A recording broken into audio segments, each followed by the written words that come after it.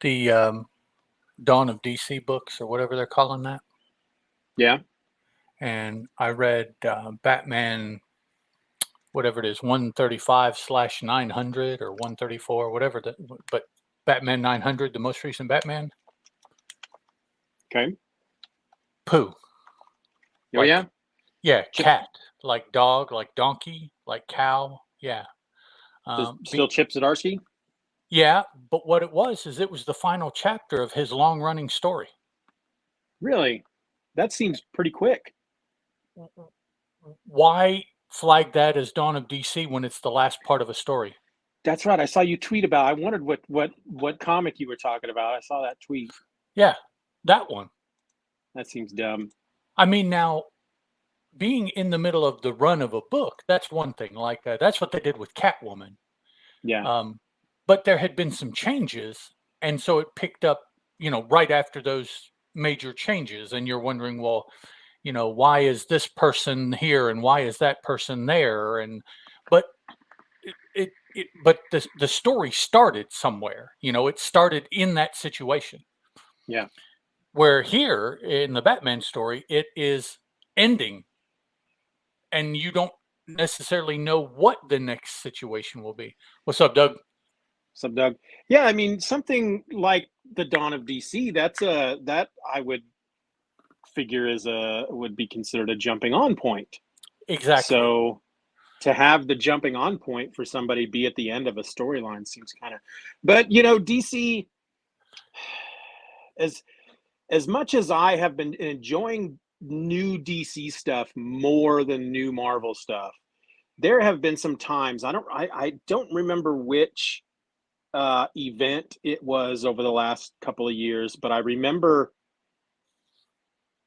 jumping into it. It's like, all right, well, I'll read the first issue of the event, and then it tells you, like, within the first page, go back and read this book and this book and this book and this book. And I'm like, no, I'm not reading that event because I don't want to have to read four books. That's kind of not the point of doing things that way. What they're doing is they're double dipping, and it's like, well, no, that's not right. Yep. But what others like? Catwoman was in the middle of some Action Comics. Obviously, that's in the middle of something.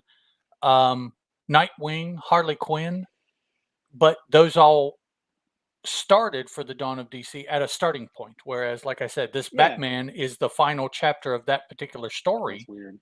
And because even with Action Comics kind of being in the middle of something, it's almost, that's more of like it had just ended a storyline that opened up this new way for Superman to be. So almost like a soft reboot, not a hard restart. Yeah, you didn't necessarily have to go back and read that stuff to figure out what's going on with Superman at that point, but it wasn't just a complete reboot, but still. For them to tag the last issue of a storyline just seems. Yeah, I was very pissed. Very pissed. Yeah. Yep. All right. Well, let me.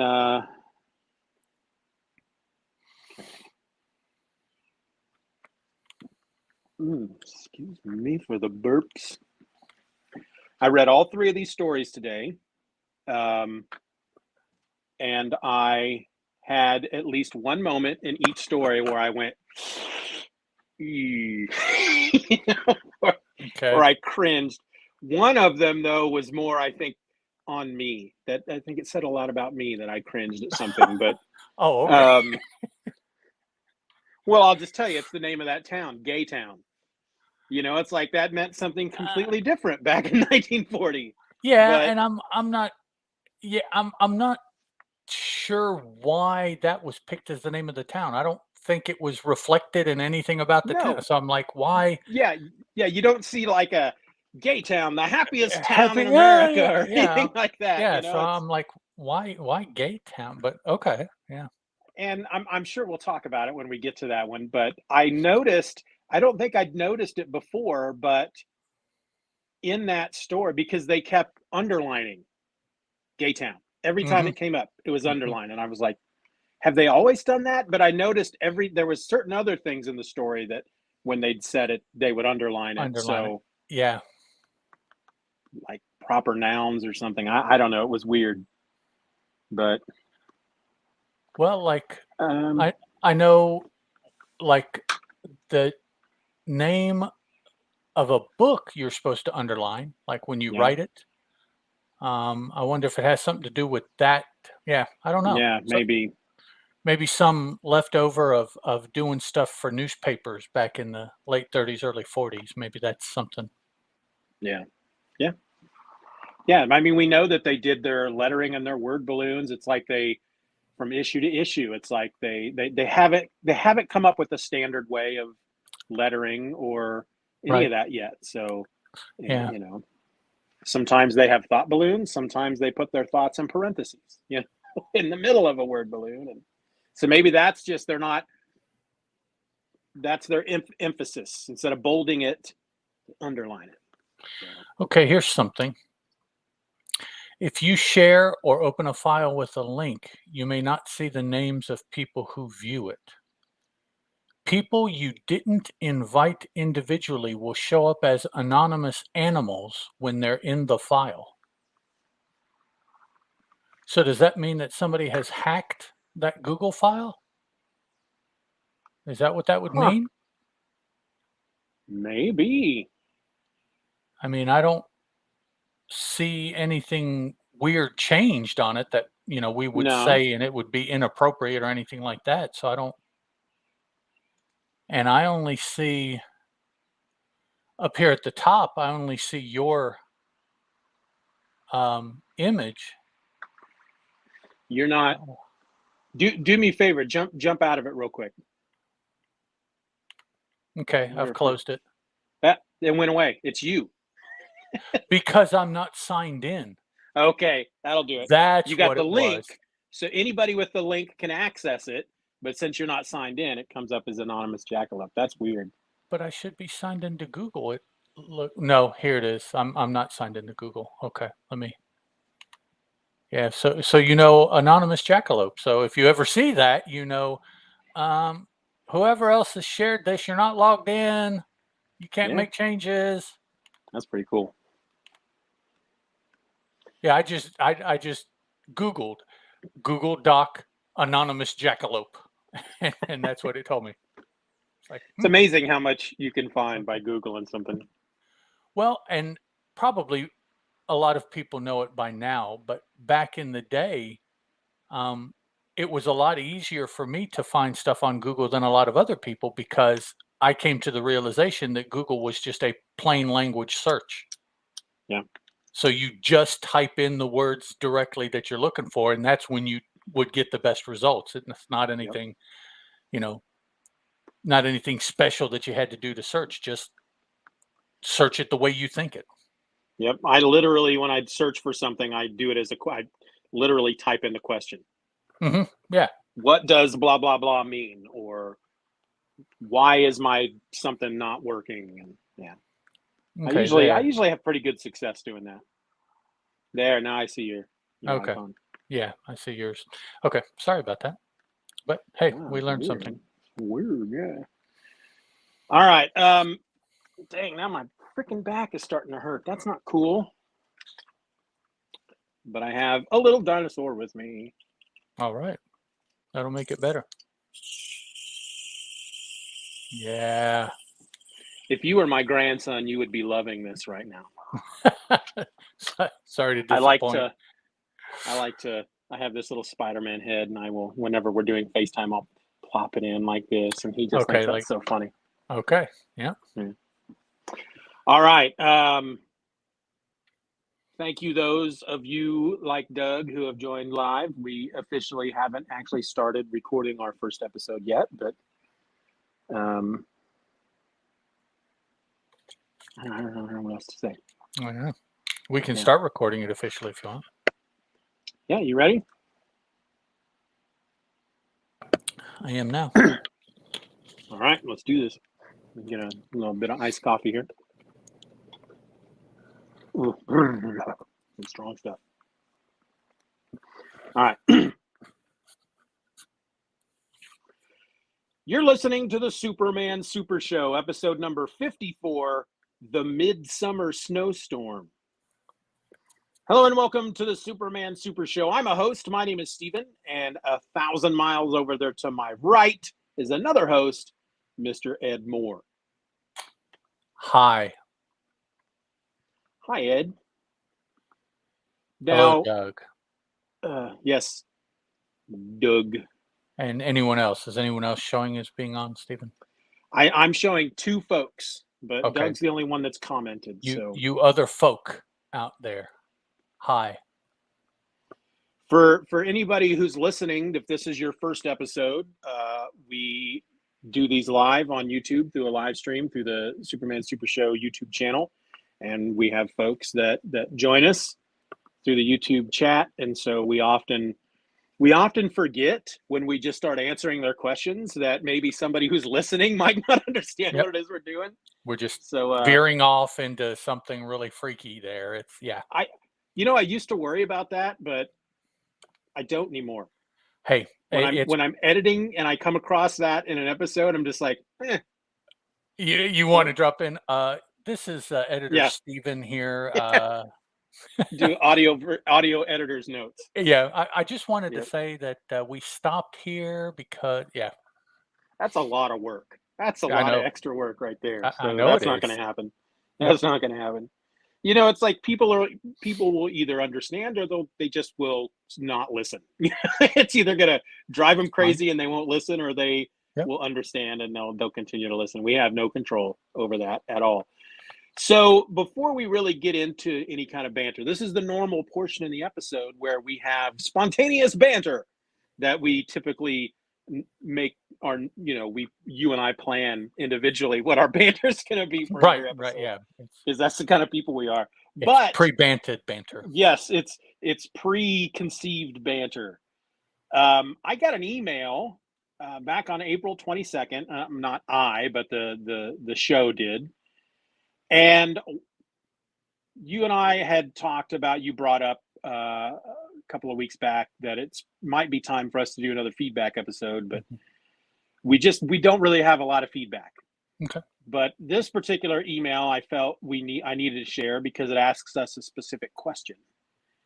And I have been, we'll get to the question here in a second, but I've been ruminating on this question ever since this email came in, which was back on April 22nd. And I don't know that I have an answer. So I'm hoping you do. So I sent it to you earlier today. Okay. But it comes from Matthew Larson, and he says, following along with the podcast, first time through the Golden Age, in these early books, they routinely say Superman, champion of the helpless and oppressed. I see it in these books, but he's not really that today. He's facing off against Mongol and Darkseid. I don't read much modern comics. Do you know characters who have taken up that mantle today? And now that I read it, there is actually one that does kind of come to mind. Okay. And that's Superman's son, Jonathan Kent. If you've read Superman, Son of Kal-El, that series, it seemed like that's what they were kind of setting him up to be, was kind of like the superhero version of a social justice warrior. But he didn't, basically all he ended up really doing was standing up against the oppression of a dictator from another country who was oppressing people. So those particular words, no, I certainly can't think of someone who has said that, which you probably would never actually see somebody say that. But even in the the narration at the beginning of a book, you don't see it too much now.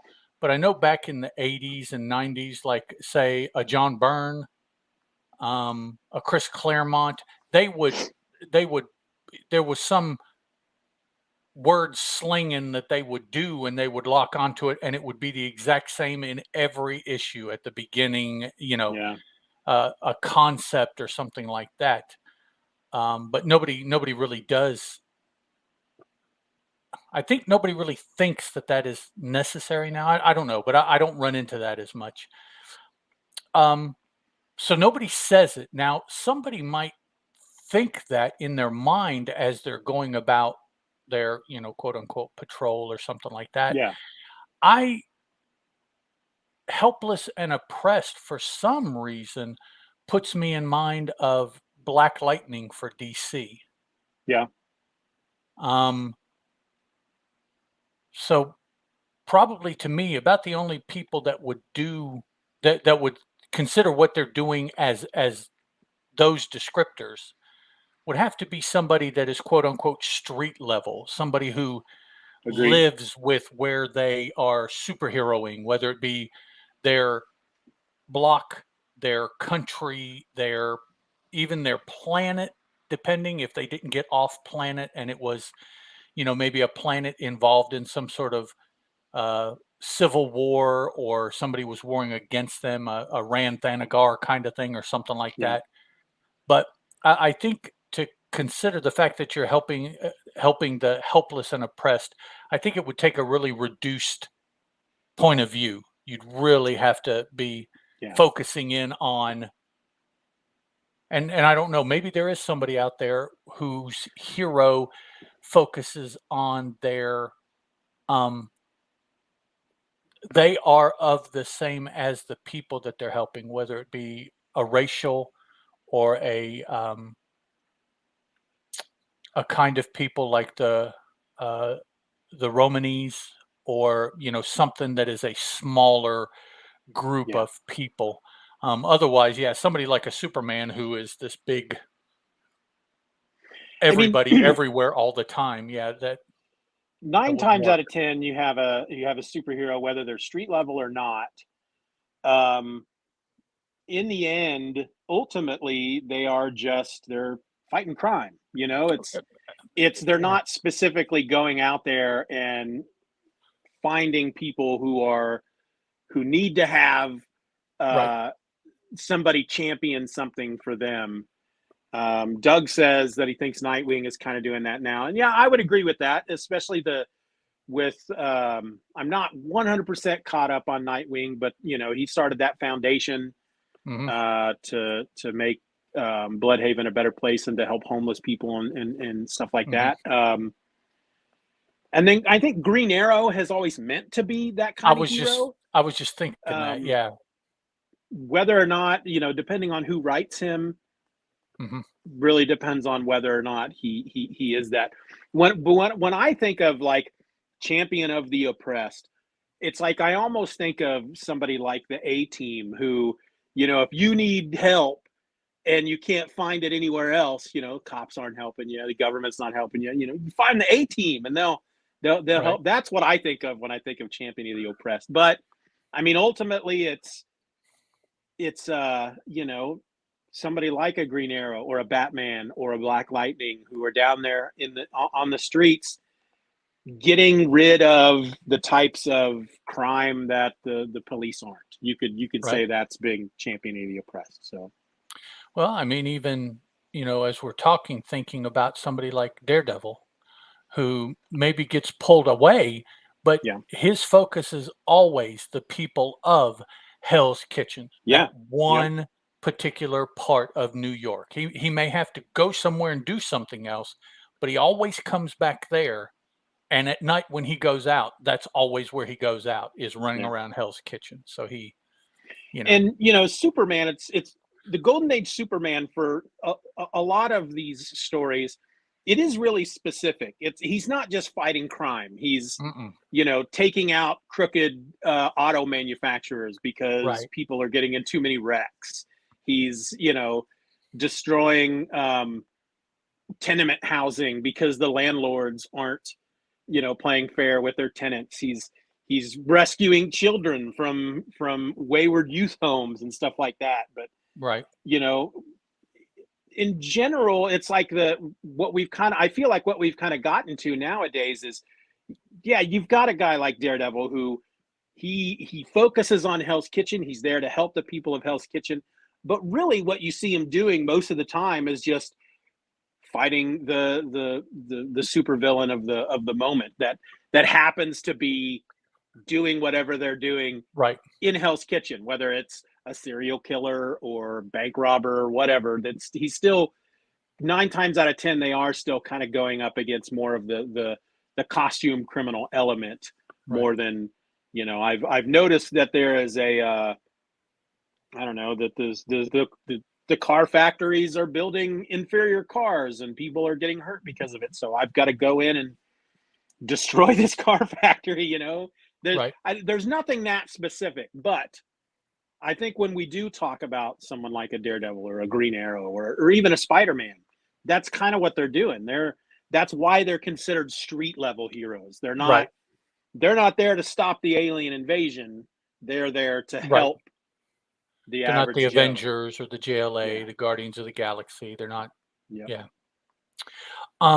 So following up with that, Matthew, you indicate that this is the first time reading Golden Age, but you don't read much Modern Age, which in my mind leaves the Silver and Bronze. If that's the case, what are your thoughts on someone in those eras or from whatever era of books that you're reading, whatever books that you're reading, that is a champion of the helpless and oppressed? Take this question and volley it back your way and ask, you know, how would you answer this? So speaking of Golden Age, Silver Age, Bronze Age, Modern Age, so I think about this a lot, and I always mean to go and look it up, but I never do. But you know, you talk about like the Golden Age of comics and the Silver Age and the Bronze Age. Those are particular eras. The Golden Age is like what, 38 to the 50s, so like mid 50s. Mid 50s, yeah. So you're looking at 15 years, maybe roughly. 15. And then the Silver Age is mid 50s to what? Late 60s, early 70s? Early 70s, another 15 years roughly. And then the Bronze Age then picks up around that time. 70 to 85, which turns out to be another 15 years. Which so then the Modern Age is what? Just everything after that? Because that's a pretty broad time frame. I don't know why they haven't come up with another age to take us from like the 80s, you know, mid 80s through the 90s, maybe into maybe like from the back half of the 80s to 2000. You know, that needs to be its own age, frankly. Because the people who worried about those names have lived through those other portions. They know and understand those other portions, even though they might not have a name for them. They know in their minds when things started and ended as far as thematically in comic books. So there's not necessarily a reason to name them because you've lived it. And when you see something, you know, oh, this is from then. Oh yeah, he was writing then. And well, but even still, I mean, think about folks who have come into comics over the last 10 to 15 years. You know, as we roll into the 2000s, you're getting these new readers who talk about, you know, when I hear some of these whippersnappers, you know, talking about my Superman is the Superman from Birthright. That's when I started reading, you know, stuff like that. And it's like when they look back then at the stuff that came before, I mean, there's a period there when the 80s go into the 90s, and really there's a huge shift thematically that goes from comics were more about the story, and then it just went boom, it was all flat. You know, not all of it, of course. I don't like it when people say that 90s comics suck, because I like to point out that there were quite a few comics that were created in the 90s that were pretty awesome. Really good, yeah. Madman always comes to mind. Madman, Hellboy, you know, they just, a lot of them weren't with Marvel, DC, or Image Comics, you know? Right, yeah. But I don't know. I have a feeling that at some point in the next 10 or 15 years, somebody's gonna finally say, all Yeah. right, this time frame They'll is gonna have be to. known as the Right. image. And I'm sure image will be part of it, part of the name. It's got to be, because that's kind of what the whole Image Comics boom is, kind of what defines that era to a certain extent. We saw comics heading that way Just anyway, somewhat. because Yeah. guys like Rob Liefeld and the guys that left Marvel to form Image. But I don't know. I kind of have a feeling it's going to be like Golden Age, Silver Age, Bronze Age, Image Age, something like that. And then Modern It Age. wouldn't be bad. I mean, if you think from, let's say, usually the end of the Bronze Age is considered to be, from every time I read about it, around the end of Crisis on Infinite Earths. Yeah, That's makes sense. that's kind of the end of that age. So that was 86, I think, is when that finished up. So another 15 years would be 2001. Yeah. Well, there's probably 2 or 3 things that happened in those 15 years to lump them all together. Yep.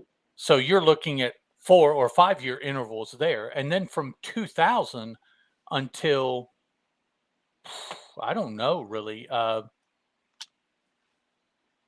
to now, maybe, arguably, things I haven't think at this point, yeah. substantially changed. So No. and they don't look to be, well, I don't know, unless you want to say that one of these reboots of DC will mark the end and beginning of something else. I don't know, Yeah. New 52, or this dawn of DC certainly won't be the end beginning of anything, because it's just a label. A lot of it is just status quo from what I can tell for the previous 3 or 4 years, the books I've read. So, But um, ending the Bronze Age around 85 and 86 makes sense, because that is the point. Like you said, first you had Crisis ending, and that's a big thematic shift for DC Comics just right there. yeah. But you've also got around 85 and 86, you've got stuff coming out like Dark Knight Returns, Right. Watchmen. Right. Yeah. There's the whole darkness, the dark and edgy kind of starts there.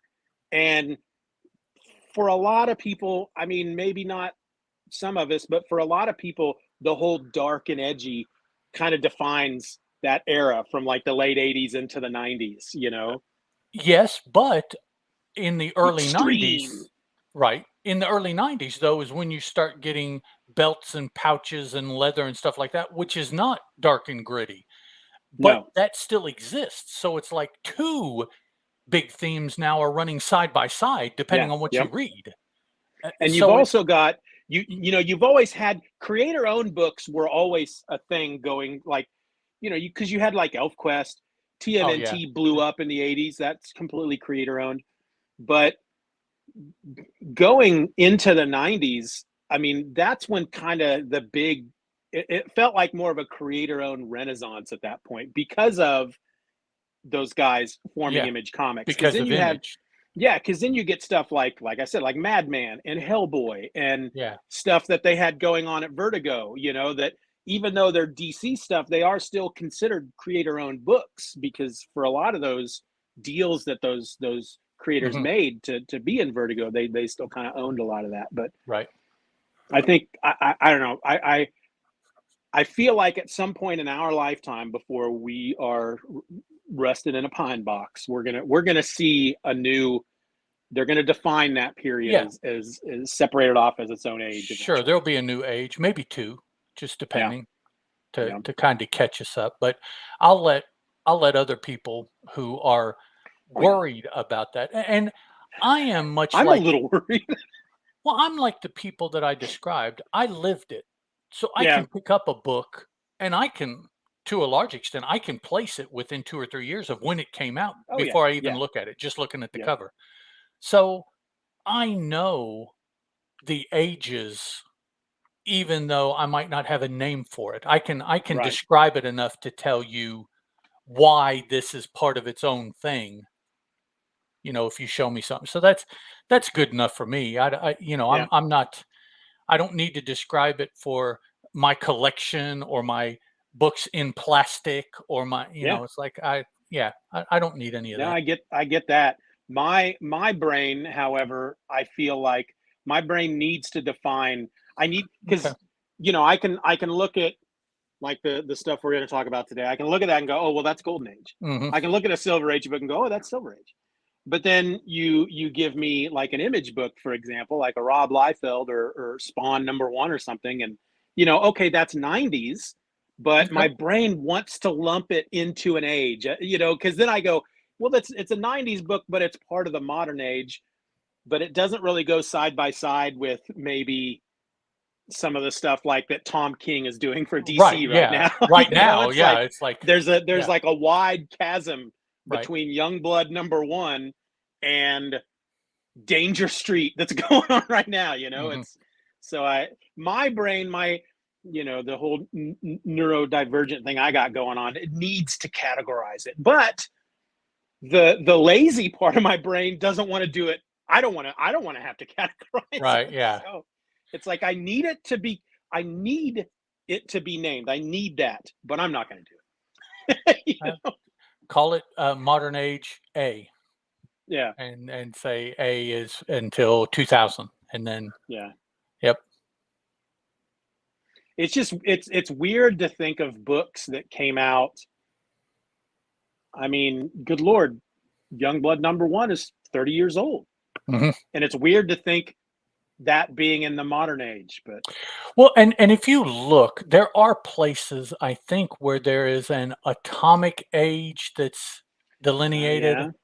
and another age after that. I think atomic Okay. age is what's after bronze. So it would be late 80s, early 90s to, I don't know, sometime. I haven't, but I have started running into atomic age used here and there. But it certainly is not something that is as widely agreed upon as gold, silver, bronze, which even, the beginning and ending dates of those aren't set in Yeah. stone. Everybody will tell you a different year for the breaks in those. Yeah, I did a Google search. What comic ages come after the Bronze Age? And it tells me that the Bronze Age was from 1970 to 1985, Okay. and that following that is the Modern Age, 1985 to present. And Oh I yeah, just my no. brain my Yeah, my no, brain can't do that. Yeah. that's not possible. You can't take late 80s Marvel, 90s Image, and Tom King from last year and Right. say, "Oh Yeah. yeah, that's all No. in the same age. Yep. It's the same Yep. style." And it's And like, no, no, yeah, it's not. and when you No. break it down, when you really go into the minutia, sure, I'm sure there's a lot of books that went out in the golden age that you're like, you can't lump those in with. Right. Same thing with Silver Age, same thing with Bronze Age, but still, the There are generals though. 1985 to present, That's that's huge. that's What is that? I gotta 38 do the years? I gotta Almost do the 40 math. years? Yeah, that's 38 years exactly. Yep. Yeah, it's almost 40 years. And the other Yeah. three are almost that put together. So it's Yeah, like, yeah, exactly. Right. It's like you take the first 30, 40 years and you compress it into three different ages, yeah. And then it's and like, then yeah, everything after that is modern. I don't know. it's like all of us comic fans just kind of lost the strength after modern. Yeah, Yeah, well, whatever. oh, We're good. yeah. I don't I'm know what done. you I don't call it. have so many arguments with people over when the Silver Age begins and ends, and when the Bronze Age. I'm just whatever. Modern Age. Yeah, I get it. All right. You ready to talk about today's comic? Let's do it. All right, so today we're looking at the Midsummer Snowstorm, which appeared in Action Comics #30. This was written by Jerry Siegel, and the art was done by Jack Burnley. I actually took the time this time when I put together the show notes for this issue and then the two stories we're going to do after, and Hmm. I looked at both Mike's Amazing World of Comics and the Grand Comic Database. Oh, okay. So both had Jerry Siegel and Jack Burnley on this one, but when we get to the other two, there's some discrepancies. So, Okay. Action Comics #30 has a cover date of November of 1940, but according to Mike's Amazing World of Comics, has an approximate sale date of September 24th, 1940. So here's what happened in the issue, or at least the story. When an out-of-season snowstorm strikes Metropolis, Superman investigates and meets Laura Vogel, who claims to have information. She is kidnapped by some Arabs using a globe gun device which kills people, leaving only their shadows behind. Meanwhile, Carlton Vogel, an archaeologist and Laura's brother, approaches the lost city of Yolanda, which makes me think of Yolanda, which is somebody's name. A female. Yeah. So Laura's brother approaches the lost city of Yolanda with his expedition. More Arabs attack using globe weapons, killing Carlton and his men. Superman finally catches up to the group that took Laura, but is knocked out by their weapon. He is captured, but learns that the man behind everything is Zolar. Superman frees himself and Laura, then tries to prevent Zolar from invading Yolanda. Superman is able to catch his foe, but Laura turns out to be an agent of Zolar, as the real Laura was killed sometime earlier. Laura uses the globe weapon on Superman, but it backfires, killing her and Zolar. Ed, what do you think about this one? I thought that I was sitting in a 1940s movie theater, seeing the fourth or fifth installment of a movie serial for this story. It felt so much like a movie serial, with the weapon, with their strato ships. Is that what they call them? Strato planes. Is that what they were called? The bad guys being in the stereotypical garb of World War II Arabs. They were riding camels on the expedition. I mean, everything was just a movie serial to me in this story. Oh yeah. And that I don't mean that as a pejorative. I'm not saying that's bad, but that's just definitely the feeling, the mood that it put me in was a movie serial. It had kind of almost with the strato ships, that's what they call them, with there's one point where there's just the sky full of these strato ships, which look like something you'd see in Flash Gordon. Yes. And so it really felt like Flash Gordon to me. To me, this felt, when I think of Golden Age, this is kind of what I would always picture in my head, this kind of stuff. Yeah. Over Superman taking the place of a boxer to get his career back on track. Right. A football player to be able to play. So, it makes me wonder, are we now starting to get into that? Are we going to see even more stories like this that feel, like you said, more like an old 40s movie serial? You can hear the news reel announcer before the movie starts. And I will say that at one point we get one, just to jump way ahead, there's one panel as the strato ships have come to Yolanda and they're getting ready to take over, and we see one panel with the citizens of Yolanda, and I was very happy to see that the way that they dressed was not like every other Middle Eastern character that they've showed so far in this, because they all, whether they were the good guys or the bad guys, they looked exactly the same. Not just their dress, they all had the little beards, and they could have been the same guy. And at first I was like, oh, come on. I know this is the 40s, but we can try a little bit harder, can't we? But the only difference, because we get the bad guys that they refer to as Arabs, depending on where they're actually from in this region, they may be Arabs, they may be Kurds, they may be Persian. We don't know. They don't give us any clue other than saying somewhere within the Sahara Desert, right? Right. But the bad guys, the bad ones, they're all wearing the full white head things, and the bad guys had kind of yellow things under their robes, and the good guys had white ones under their robes. Otherwise, looked exactly the same.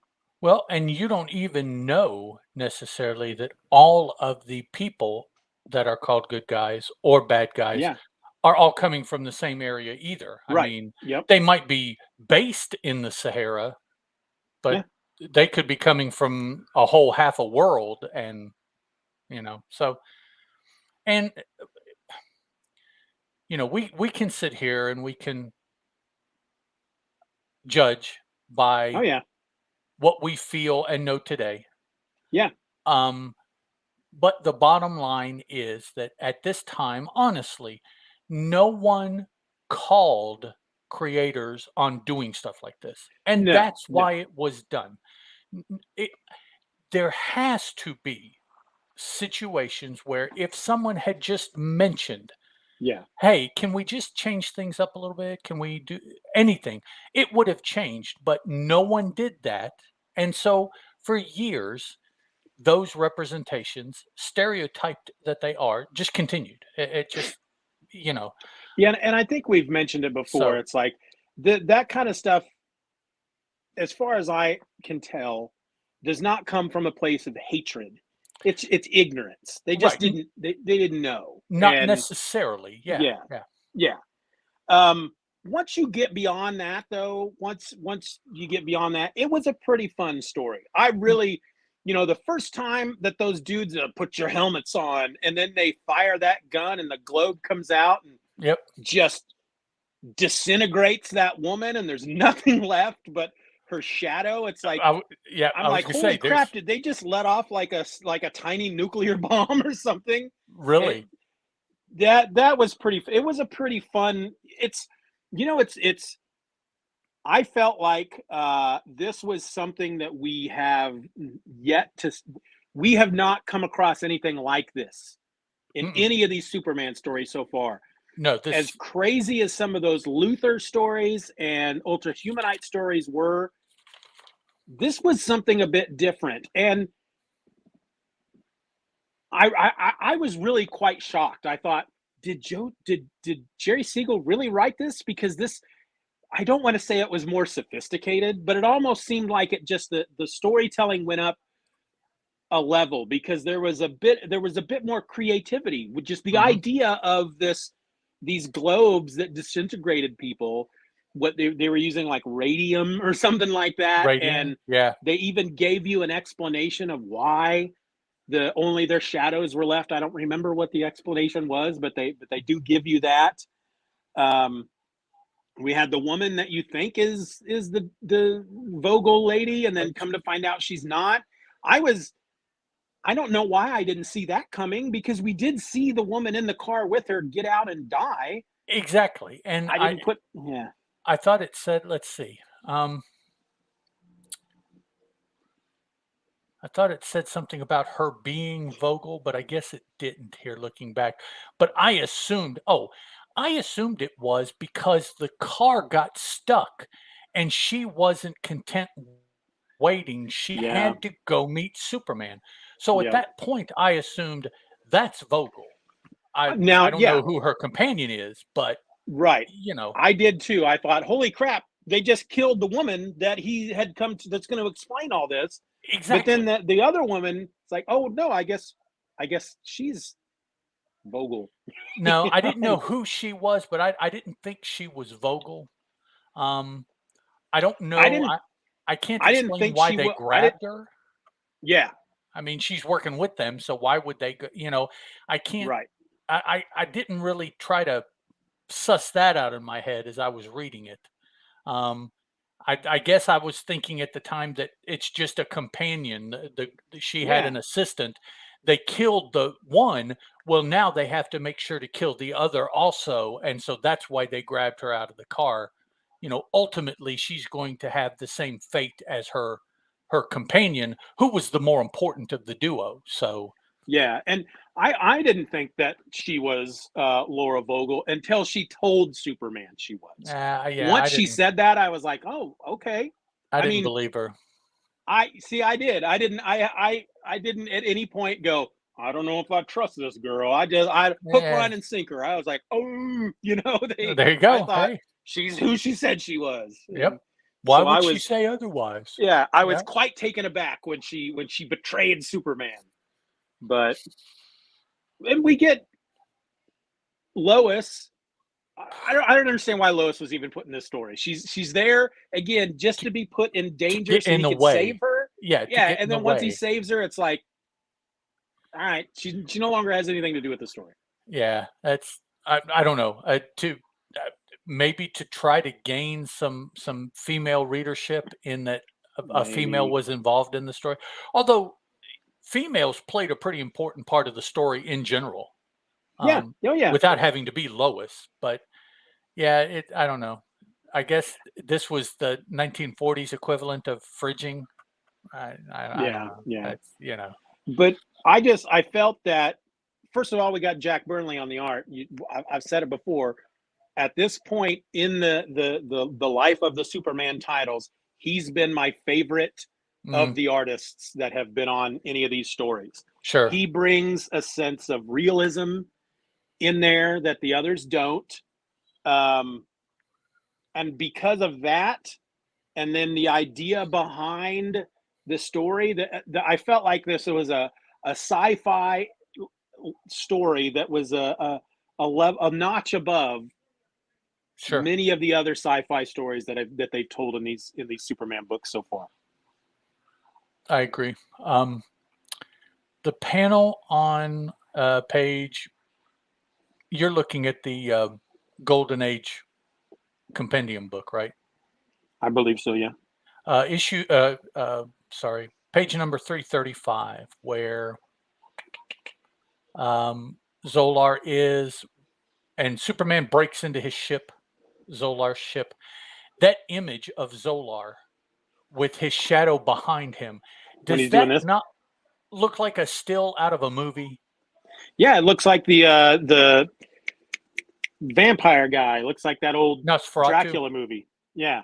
Yeah, I mean, just the shadow and the source of light. He even has shadow on it. It's I'm like, so with that in mind, and the fact that I got a definite movie serial feel from this story makes me think that that whole feel is what they were going for. Yep. They sat down and said, "Hey, why don't we make this kind of look like this?" And so whomever came up with the design of the strata ships and all of these sci-fi, the page before at the bottom where he is talking into the radio, release the meteor death. Really? Yeah. That could be a still from a movie. So Yeah. it's Yeah. very movie-ish, this particular story. And it just that has to be what they were going for. There are Oh so yeah. many elements that are like that. Yeah. I think this is probably the first Superman story we could use the word cinematic Mm, very in much so. describing how the story Yeah. looks. Yeah. Yeah, you could take this and blow it up a little bit and get 6 or 8 serial parts out of it for movies to show in the Yeah. theaters at the time, for sure. Yeah. And a lot of people die in this story. I Yes, mean, but not as not many just the as ones that the bad guys kill with the globe weapon. just not as many though as will die in Gay City, here in a That's little bit. true. That's true. They they But kinda up the ante there, but yeah, there's the Superman, when and that page that we were looking at where he busts into the ship, mhm, he literally tells Zolar, "Signal your fleet to destroy itself, or I'll destroy you." And he just doesn't even try to fight. He just like, "Destroy yourselves! I, Zolar, your supreme commander, demand it." And then all the ships go, yep. just How many men were in all each of them ship? dead. Oh, those are big. I guarantee you those are pretty big ships. They at least 100 people on each Yep. ship. A The crew of 25 at minimum. the raid on Yolanda, before Superman can do anything, they start destroying the city. Yeah, So yeah, those people die. Um, he uses one of the ships as a bowling ball and knocks out looks like 4 other ships. Those ships went down after that. yeah. Yeah, there's a lot of it. Plus the ones that we definitely saw from the nifty little balls of light and the radium and the poof and all that. Yeah, lots of dead people in this story. Well, and here's something that I didn't quite get earlier in the story. So Superman goes to the park to meet Laura Vogel because she's going to explain to him why there's snow in the middle of the summer. And he's arriving as the woman who turns out to be Laura Vogel is being killed by the globe weapon. He witnesses it because he's looking at it and he's going, "What?" And then a police officer approaches the two guys in the car, and they put their helmets back on and they hit him with the globe weapon. And Superman just watches that happen as well. And he's like, "The blazing globe disintegrated a man, leaving nothing but his shadow. If I hadn't seen it with my own eyes." So you just saw it with your own eyes with the woman. Right. You're supposed to be faster and smarter than that, Superman. You just saw it happen with the woman. And now you see the I don't know. I felt that was weird that he's just kind of hanging back.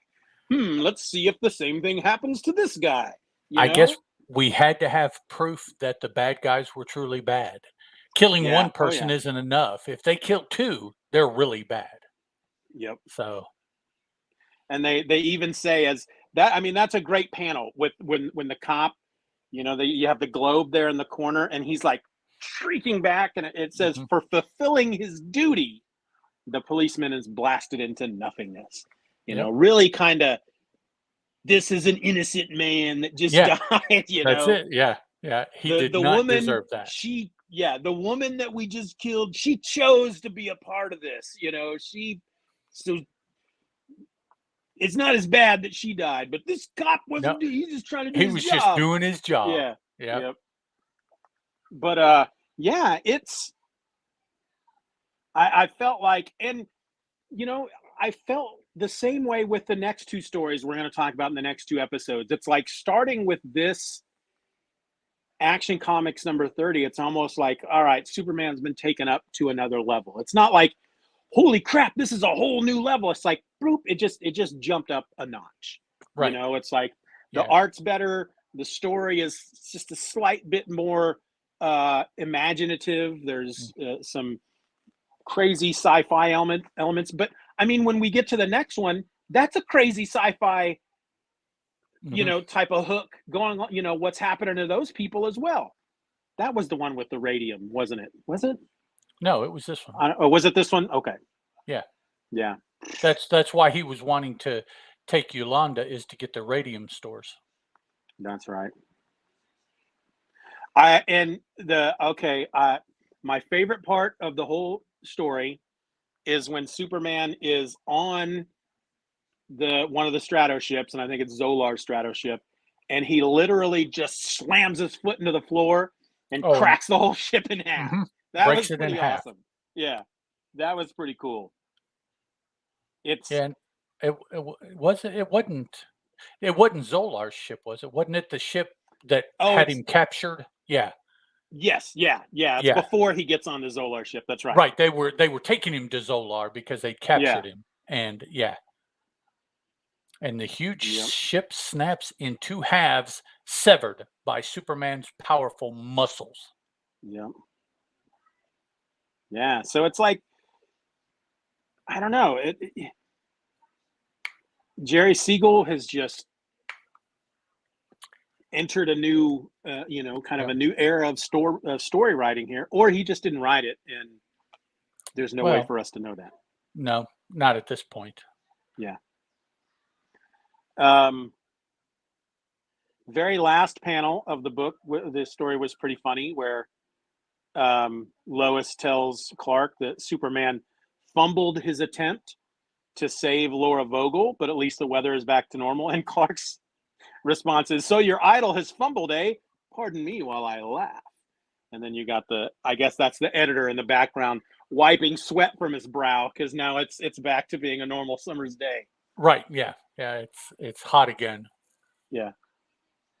But all in all, I enjoyed this one. This was a pretty good one. I was not, I know we kind of over-explain this a lot when we're talking to the folks who only listen to the episodes, that, we do record 3 episodes at a time. So you and I often think about, when we're talking about one of these stories, we're thinking about the other 2 that we're have either talked about already or are going to talk about. So I was quite pleased with all three stories that we're going to be talking about tonight. Oh yeah, I was too.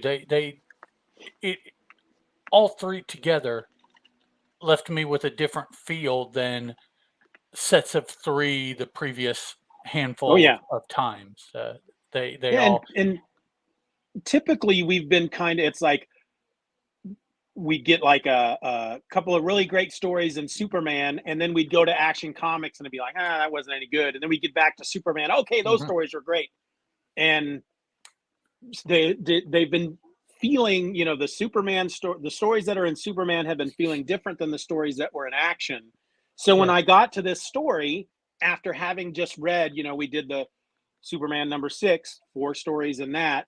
We get to this one in Action Comics, and it's like, all right, well, that's because it's Action Comics. That's why this feels different. But then the Superman from the Superman issue #7, those stories had the same kind of feel. So as this one, not as previously. Yeah. Exactly. Yeah, exactly. Yeah, I don't know. I mean, he's been at it writing these for what? 5 years? 4 years? 5 years?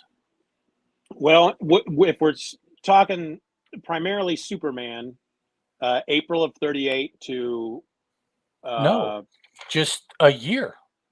Yeah. Well, a year and a half. But during that year and a half, he's also writing all these other characters.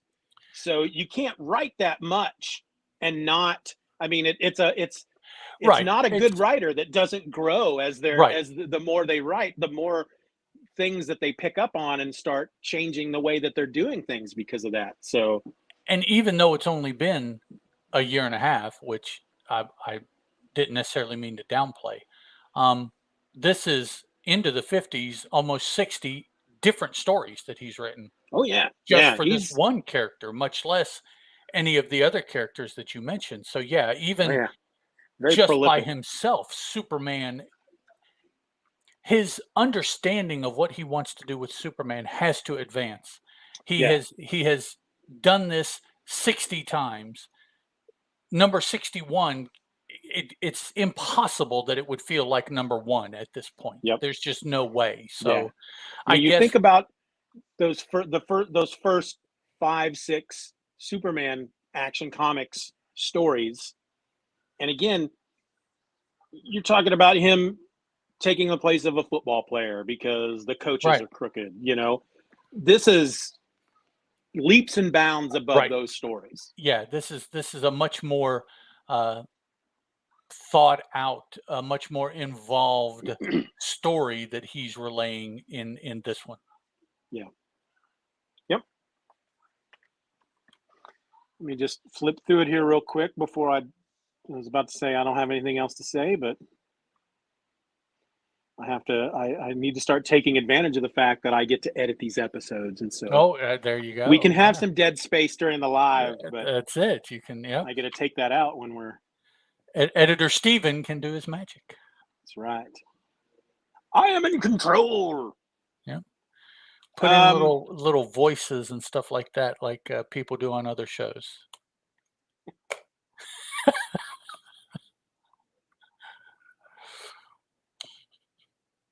Yeah, I don't know. Yeah, I don't think I have anything else to say. There was a fun story. Very much so. This is definitely, I think, one from the golden age that I could recommend. Well, I've never read. I don't like. Try this story. Yeah, read this. Yeah. See what you think about this. Forget that it's Superman. Just read it as a superhero and see what you think. Yeah.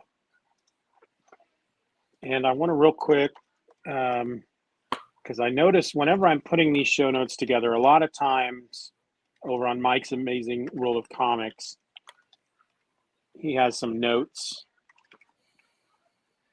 for a lot of these issues. Let me see what he has to say for this one.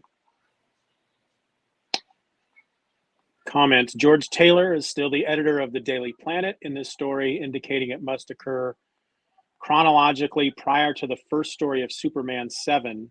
Yes. Where Perry White takes. Was Perry White in Superman? He calls him White when he walks in. So White, do you have a job for us? Holy crap! I didn't even notice that. Yep, that is the first story of issue 7 is the first appearance of Perry White. Literally the first word balloon of the story. But we're jumping ahead. So yeah, wow. All right. Anything else you want to say about this one? No, sir. I think I'm good. All right, folks. I want to thank you for tuning in to this episode of the Superman Super Show. Until next week, I'm Steven. That's Ed. Howdy. Bye. Or ciao. Howdy. Wrong end. Oops, trying to say howdy backwards. You do have. Yeah, I don't know. That's some Monty Python crap there. I don't know how to do that. All right, let's save this one. Oh, yeah. What is this, 55? That was 54. 54.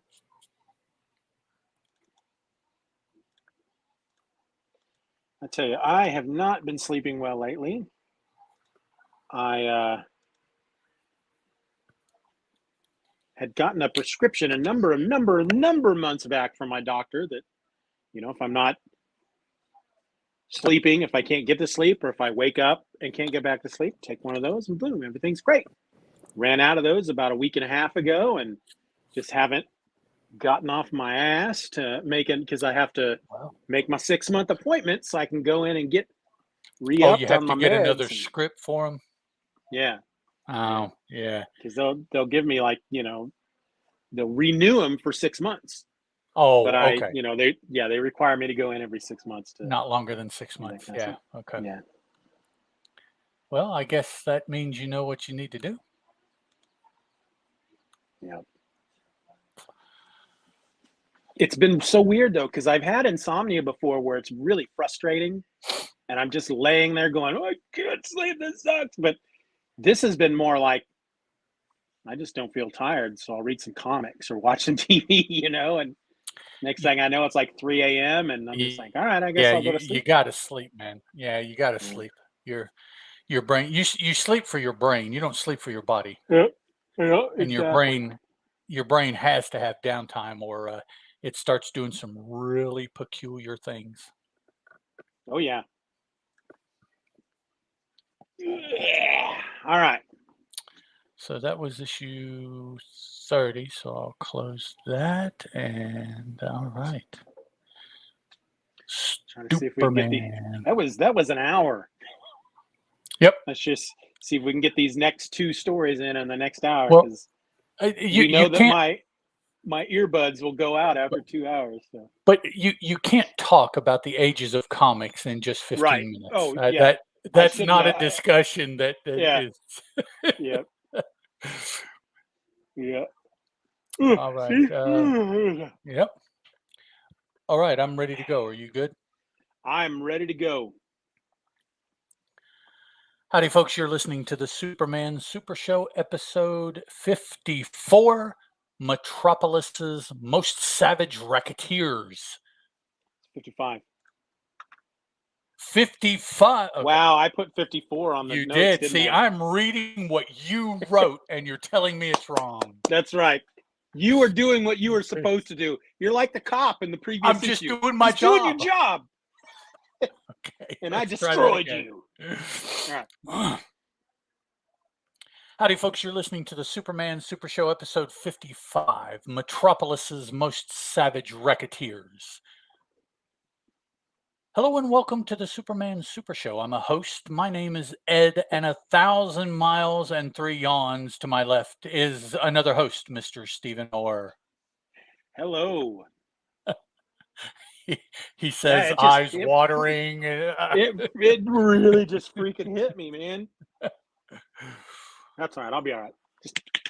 All right. Well, I suggest we move ahead because we had quite a bit of banter with our Ages of Comics discussion last episode. Yeah. So if you guys are missing banter here, just go back one episode, listen to part of that banter, and it'll fill in here. Yeah, exactly. So today what we're going to do is look at Metropolis's Most Savage Racketeers, which is the first story to appear in Superman issue number 7. That's written for us by Jerry Siegel, penciled by, well, Joe Shuster and Wayne Boring, maybe. Joe Shuster, probably. It depends on where you look. Different people will tell you one or both Shuster and Boring, which both creators we've seen before, so either of that is possible. The inker, though, is pretty unanimously Wayne Boring. I mean, you look at the issue, and it doesn't look like. I mean, it's not just no. Unless Joe Shuster was just throwing up some roughs, and then Wayne Boring came in and then finished it all up. I can see that, but yeah, it was definitely not just Joe Shuster doing the pencils. Did true finishes, not just inking. Exactly. Superman issue 7 has a cover date of December 1940, and according to Mike's Amazing World, an actual on sale date of September 10, 1940. So for those of you that don't have access to the book, hold on, because here's what happened. The district attorney, George Lash, is quoted by Clark Kent to be going after gang bosses Moran, Billings, and Norton. Hey, Norton. Later, Mike Norton. Later, Superman. I was going to do a impression, but I thought no, that Norton. Later, Superman sees Lash in a drunken stupor, drugged by criminals. Investigating, he learns that Lash's wife was murdered, and Lash is the prime suspect. Convinced of Lash's innocence, Superman follows the gangsters and locates a document exonerating Lash. Good word, exonerating. Superman also brings in Nick Norton, who he suspects is the real killer. He tricks Norton into confessing his crimes to the police and framing Lash. So what'd you think? This should be, because it's Superman going after gangsters. It's got the word racketeering in the title. This should be just one of those boring old Superman stories like we've been reading over and over and over.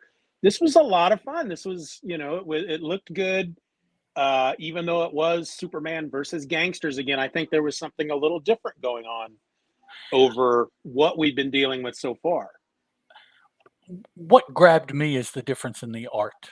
I really noticed that, and there was lots of art. There seemed to be more panels than there has been in the recent past. So there's plenty of chances to see what Shuster and whomever, Wayne Boring perhaps, were doing.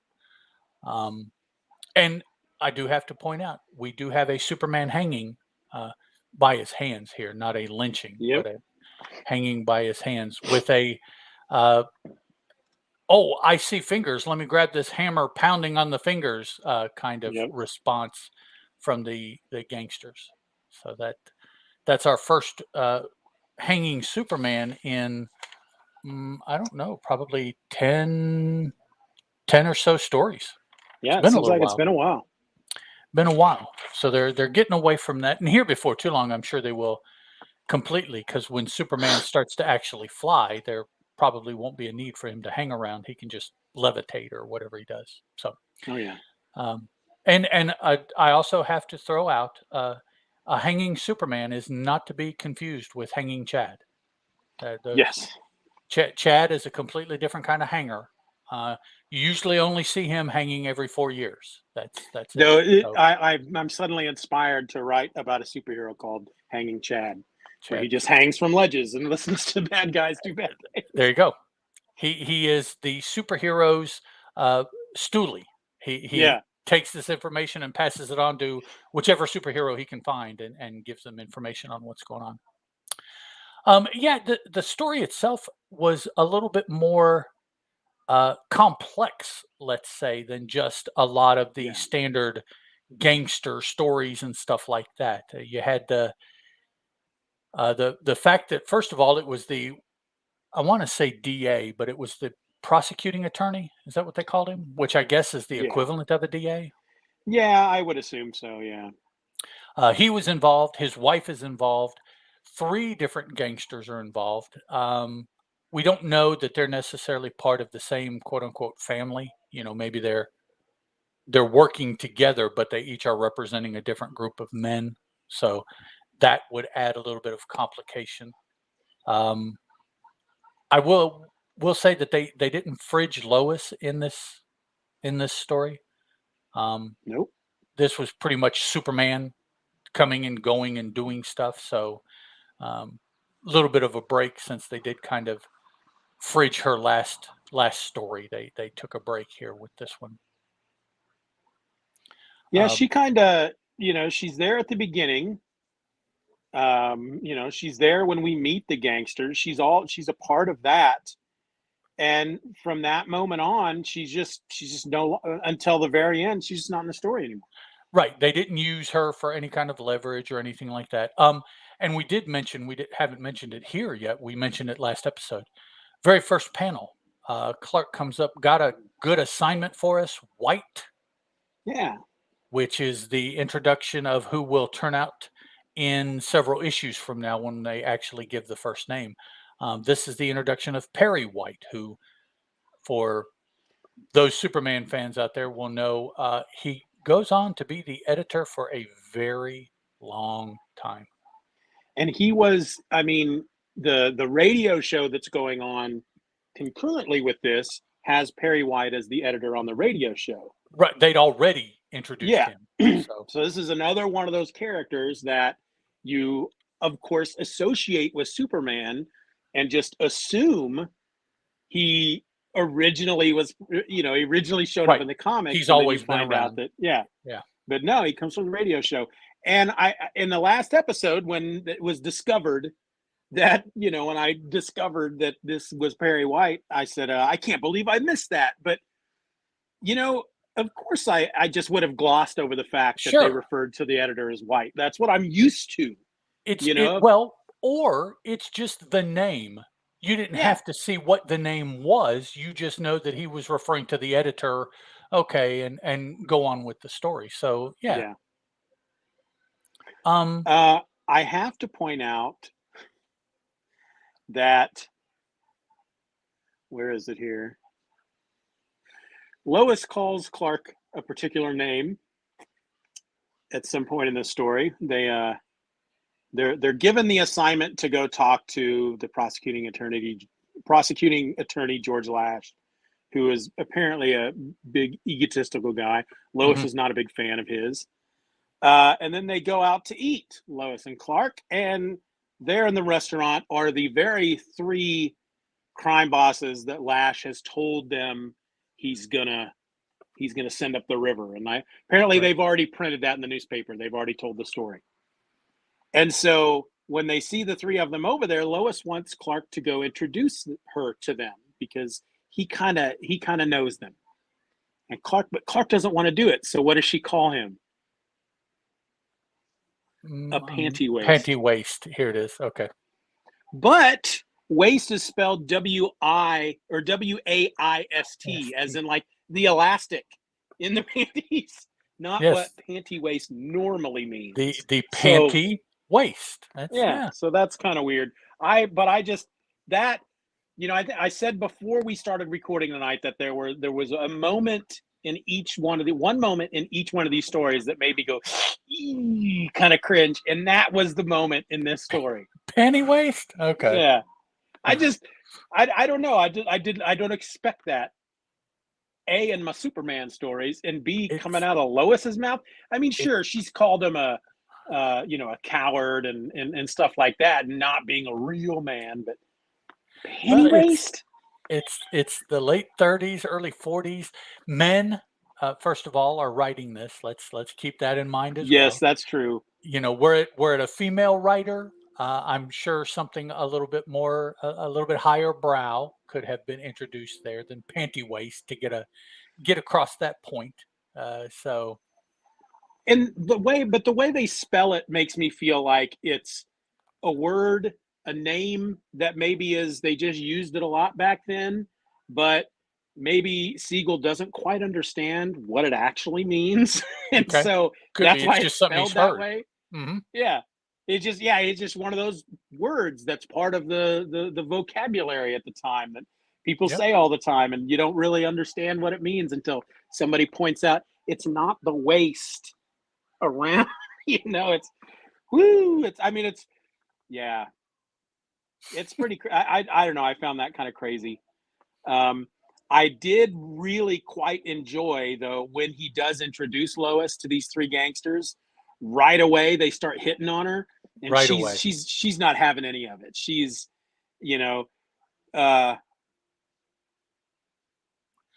right away, one of them is like, "I don't know, reporters came this good looking, Lois," and her response is, "Since we've been introduced, you can call me Miss Lane, Mr. Norton."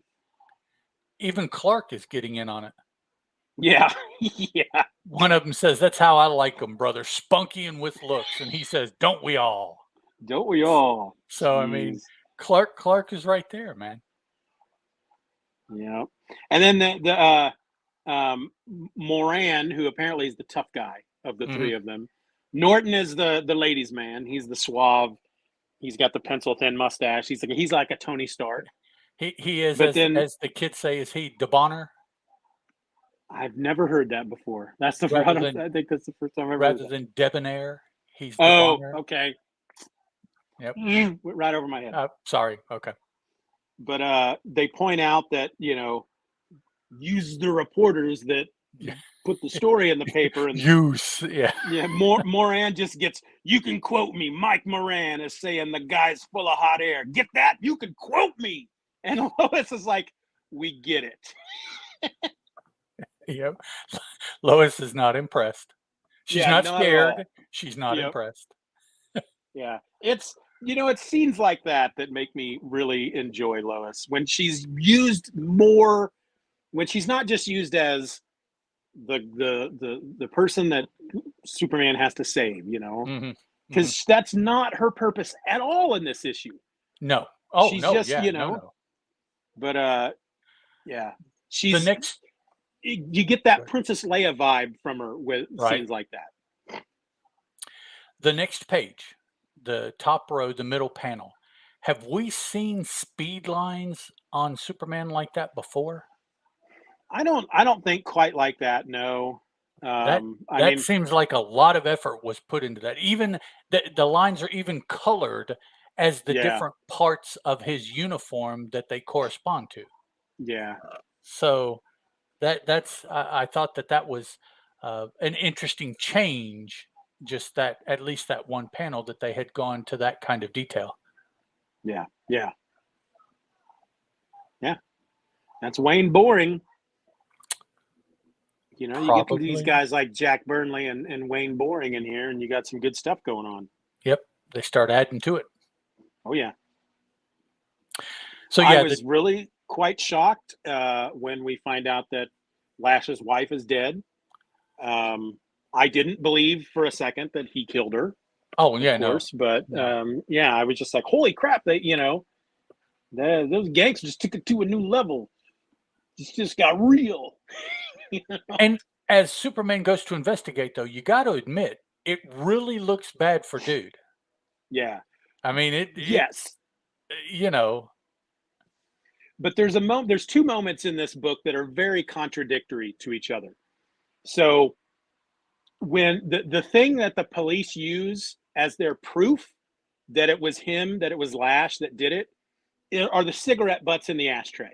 Because they're doubled over. The way that they're squished, they're bent double. And only Lash does that. Everybody knows that only Lash does it. They make it a point to say that everybody knows that only Lash does that. So it has to be him. Yep, it's got to be him. They don't think that nothing enters their mind. Well, if everybody knows that he does it, then somebody could just as easily do it. Right. And then a little later, Superman, he makes a comment here at this point that there's a small piece of wood on the floor. I wonder what that has to do with anything. And we learn that it's a toothpick, and only Norton chews on them toothpicks. So that's going to put you at the scene And Norton's like, anybody can chew on toothpicks. And I'm like, yeah, that's the same thing you could say about the cigarette butts. Right. But yet that was a closed, shut case, but the toothpick, nah. I found that kind of very contradictory. I thought it was really funny. Of course, nowadays they just check the DNA on the cigarette butts and the toothpick, and the boom, toothpick. See if they match. Well, they don't match. We'll see what it does match. Yeah. Superman, I think this is one of the first times we've seen him use his telescopic vision. We've seen him use his X-ray vision. He specifically says that he uses them both at the same time here. This is the one, right? Because he can't get into the... Yeah. He goes to where the cops are going to the crime scene, and he knows that he can't get in. He goes, I can't follow them in, but my telescopic X-ray eyesight should acquaint me with all that will occur in the house. The only thing they left, they should have also mentioned that he could hear everything they're saying as well. That would have, but yeah, the first time that both of those have been used at the same time by him. I think so, yeah. I also like when Superman comes back to Lash after he has woken up from his drugged up stupor and tells Lash that his wife has died and that he believes that he's being framed for it. Lash's response is that he's conning him and he pulls a gun on him. Yeah. Okay. But because of his super hearing, he knows that they're talking about him on the radio. So he tunes it in real quick so he can hear the news report. Then let's see, the next page after the news report panels. Let me get back to it. The second panel on that page, sitting there with his head leaning over on his hand. Yeah. He looks like Hardy of Laurel and Hardy. Yes, he does. Yes, he does. What was it? Stan Laurel and Oliver? Is it Oliver Hardy? Was it Oliver Hardy? Yeah. Yeah, he looks like him there. I thought they've had some really good facial expressions on that guy, because when we first meet him, previously Lois says that Lash is young, energetic, gets results, but the trouble with him is he knows it and it goes to his head. So then the first panel we see of the guy, he's got this smirk on his face, and you could just see that he thinks he's pretty cool. He thinks a lot of himself. Yep, he's doing the cuticle check there at one point, and he's got that look on his face. Yeah. Good stuff.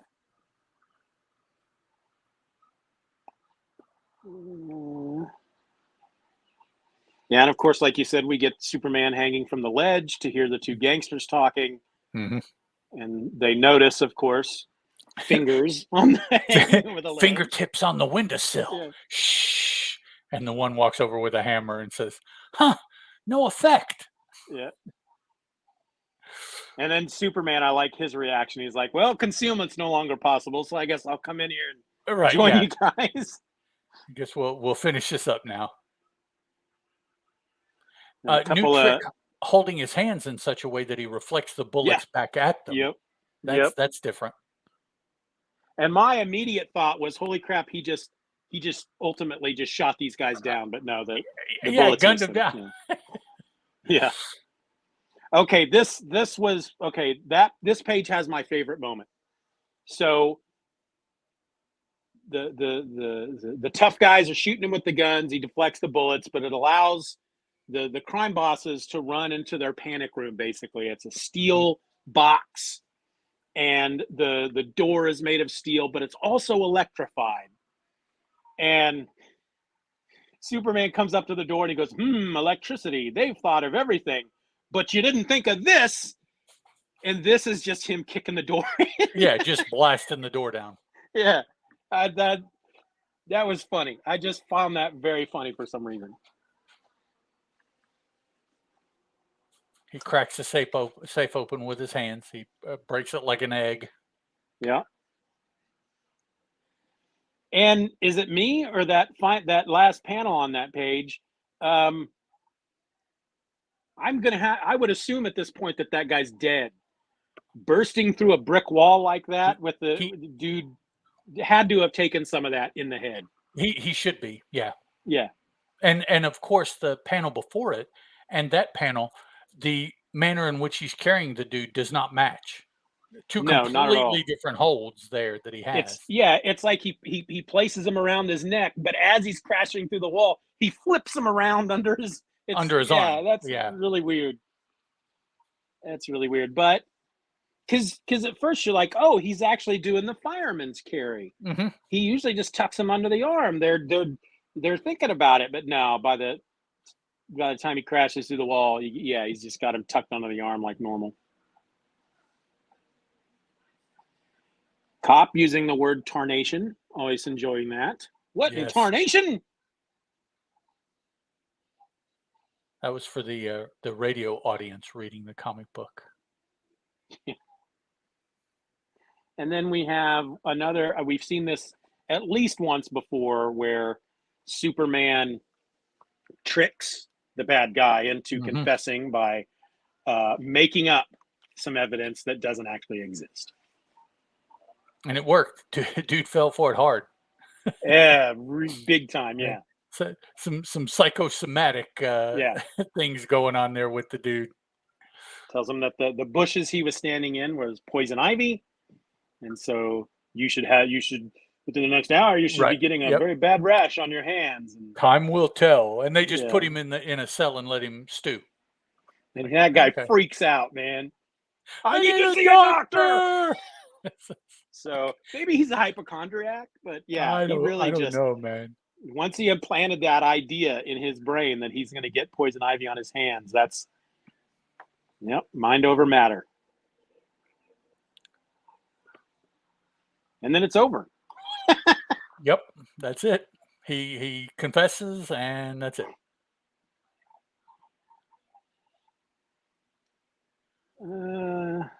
Clever enough to trick a confession out of Norton. So Lois is siding with Superman. Yeah, that final page, 1, 2, 3, 4th panel, where we see where Norton is yelling through the bars, give me some medicine, blah, blah, my hands are itching. The cop standing at the door looks like John Candy. Okay. Yeah, I see that. Which is absolutely impossible because Candy wasn't alive then. Yep. So. But I found that kind of interesting. And then I like how, when he's yelling, "Get me some medicine, my hands are itching terribly," and the officer tells him, "Before you get treatment, come clean. Did you kill Mrs. Lash?" "Yes, I did it." Yeah, really. Sounds like coercion to me, but whatever. I don't think that confession would stand up in court. I think a good lawyer would be able to throw that out. I also think a good lawyer would be able to tell you that, itching hands is not enough of a punishment to get somebody to confess to murder either. So, yeah, that's true. I mean, you're going to go away for a good long time if you keep your mouth shut. Yeah, your hands are itching that badly. Yeah, that's true. Yeah, our gangsters of today are made of sterner stuff. I'll just say. I guess so. Yeah. Evidently, Superman subjected you to some applied psychology. I don't think Al Capone would be announcing what he's done because his hands itch. Yeah, that's all I'm saying. Yeah. Al Capone, he was the one that had gungus fungus of the crotch. Ultimately, I think is what killed him, and he still didn't admit to anything he did. So. I can only assume that Norton has never had anything remotely like poison ivy in his life because his imagination really made it into something. I guess that it wasn't. I don't know. He's willing to confess to killing a woman just to get some medicine to put on, just for some calamine lotion. That's all he needs. I'm sure psychologists today would attribute that to some issue that occurred during his formative years from his mother. That who knows? All right. There's nothing else I want to say about this. Okay. Yeah, I think I'm good too. Alrighty, folks. Thanks for listening. Until next week, I'm Ed. That is Steven, and this was the Superman Super Show. Ciao.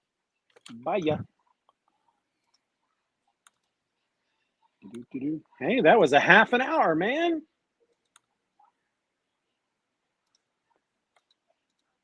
Sticking to the schedule. I have learned though that when it does come to these earbuds, if we ever get to the point that they die on us and it's like we're not quite done, all I got to do is stick them in here for maybe 5 minutes and I'll get another half hour out of them. So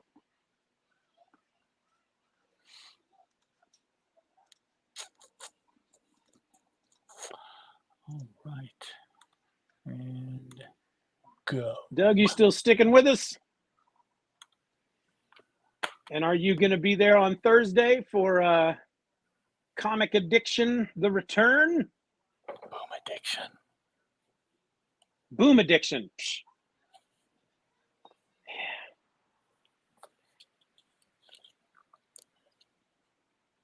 His original podcast was Comic Addiction, so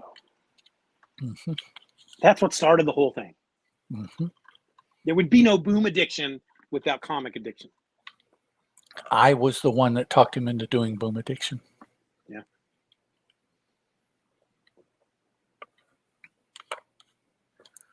He had a whole addiction franchise. Wildstorm, Savage Dragon, X, Image, Comic. And I feel like isn't there still a podcast out there that uses the name that he just, I don't know. The Wildstorm addiction guys went to YouTube, and they still might call themselves Wildstorm Addiction. I'm not sure, but I'm still here. I'll try to be there for Boom Addiction. I didn't know it was coming back. Oh, yeah. I just found out about it today, man. It's been all over Twitter. Thursday night at 9, we're supposed to get together and film/record the first episode of season 4 of the show. 9/8 Central. I'm going to try to be there. I don't think I have anything going on that night, but I could be in the middle of editing or. Hell, you can come in anytime. We'll probably be at it for a couple hours. I mean. Oh yeah. Yeah. All right. I'm recording. You ready to do this third one? I'm good to go. Okay. This one I'll just say right now has I'll say it when we get into it. You're listening to the Superman Super Show, episode number 56, The Exploding Citizens. Probably my single favorite story title of any of the Superman's issues so far. What a concept. Hello and welcome to the Superman Super Show. I'm a host. My name is Steven. And 1,000 miles over there to my right is another host, Mr. Ed Moore. I am not exploding. I'm not. That's kind of gross. Good. That's good. It's I think that's a personal goal that everybody should set for themselves, to not explode. To not explode, yes. Yep. What is it? Is it Life of Brian or History of the World? The big fat, I can't eat another That bite. Is Monty Python and the Meaning of Life. Meaning of Life, okay. And he Mr. eats a Creosote. mint. Yes. A mint. A wafer thin mint. And blows that. Yeah. That's all it was. Yeah. Okay. I always thought that was one of the grossest scenes I've ever seen. Oh, yeah. Movie. Oh, yeah. And they've often told the story when they first, it's a Terry Jones, Michael Palin written sketch. And when they brought it to the group, John Cleese was very much against it. He thought it was a little too over the top. It was gross. He didn't find anything funny about it. And then the next morning calls up Terry Jones and says, you know what? I've been thinking about this Mr. Creosote sketch, and I do think it's pretty good. I think we should do it. And Terry Jones says that I think that John Cleese realized that the waiter, which he plays in the sketch, is actually the funniest part of the sketch. wafer thin mint, and that's he wanted to play that character. So, did I ever tell you the story about a number of years back? Maybe 5, 6, 7 years ago, John Cleese came to Topeka. He was on a book tour, and they had this thing going on at this theater in Topeka where my brother-in-law bought tickets, had one of them for me, and so I could bring one of the kids. I ended up taking Palin, and it was a screening of The Holy Grail. And then after The Holy Grail, John Cleese came out with the moderator and answered questions. Wow. Okay. And we were literally front row center, which meant we spent the entire time watching the movie, all their heads all the way back. At the screen. It was probably the most fun I've ever had watching that movie. I think it's the first time I saw the movie in a theater. Okay. I've seen it millions of times, but when you watch it in a theater full of people who love the movie just as much as you do, it's such a different experience. But the best part of the night, because basically they had stuff out front in the lobby where you could write down questions and you put it in a box, and then they took those questions and they asked him. But there was at one point he was talking about marriage and children, and he starts just going off about how kids they're just terrible. They're the worst.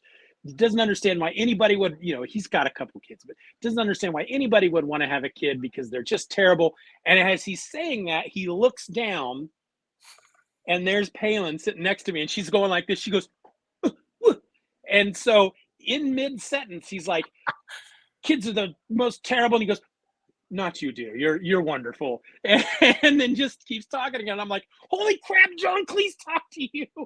He recognized my daughter. Yeah. So that was pretty cool. That's cool.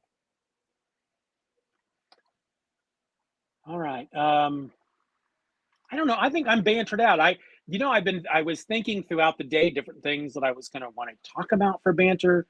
A number of episodes back, I talked about 2 podcasts that I've been binging: the Legends of the Old West and Infamous America. Still not caught up on the 2 of those. Still been binging the crap out of them. Okay. A lot of really fun stuff. Fun as in crazy murdery type stories and whatnot.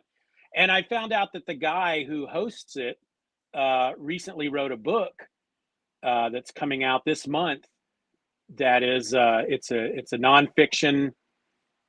It's called something like the Summer of 1876, and it's just about these various stories that happened during the summer of 1876 that involve like Buffalo Bill Cody and Wild Bill Hickok, Wyatt Earp and Bat Masterson and Dodge City, just all these things that most people know that just happened to kind of overlap during this one summer of 76. And it sounds like a pretty interesting book. And I happen to have a credit on Audible, so I'm probably going to use that when it comes out later in the month. So looking forward to that. I have a quick overlap story then. Okay. I have found out that in history, several members of his gang, including his older brother, visited Princeton. I'll tell you who he is. Visited Princeton here in West Virginia, the city that I'm in, checked out their bank to rob it, found out it was not worth it, so they moved on. That was Billy the Kid's gang. Nice. Yeah.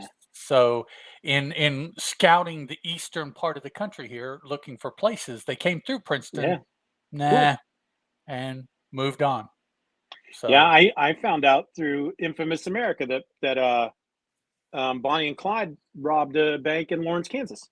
Stayed at the Eldridge Hotel, which is still standing. It's a famous, it's the Quantrill burned the Eldridge down, and it's, they rebuilt it. It's still there. People still stay there. But yeah, there was a part in the episode where they talked about them going to Lawrence, Kansas and staying the night at the Eldridge and then robbing the bank the next morning. As Bonnie and Clyde were wont to do. Yes, they were. Did you ever see, do you got Netflix? Yes. Have you watched The Highwaymen with no, Kevin Costner and Woody Harrelson? Yeah, I know it, but yeah, no, we haven't seen it. Yeah, it's good. You should put that on your list. It's Okay. those are the Fred Hamer, I think is the guy's name, the lawman that came out of retirement, and he's the guy that gunned down Bonnie and Clyde. Bonnie and Clyde. Oh, okay. Yeah.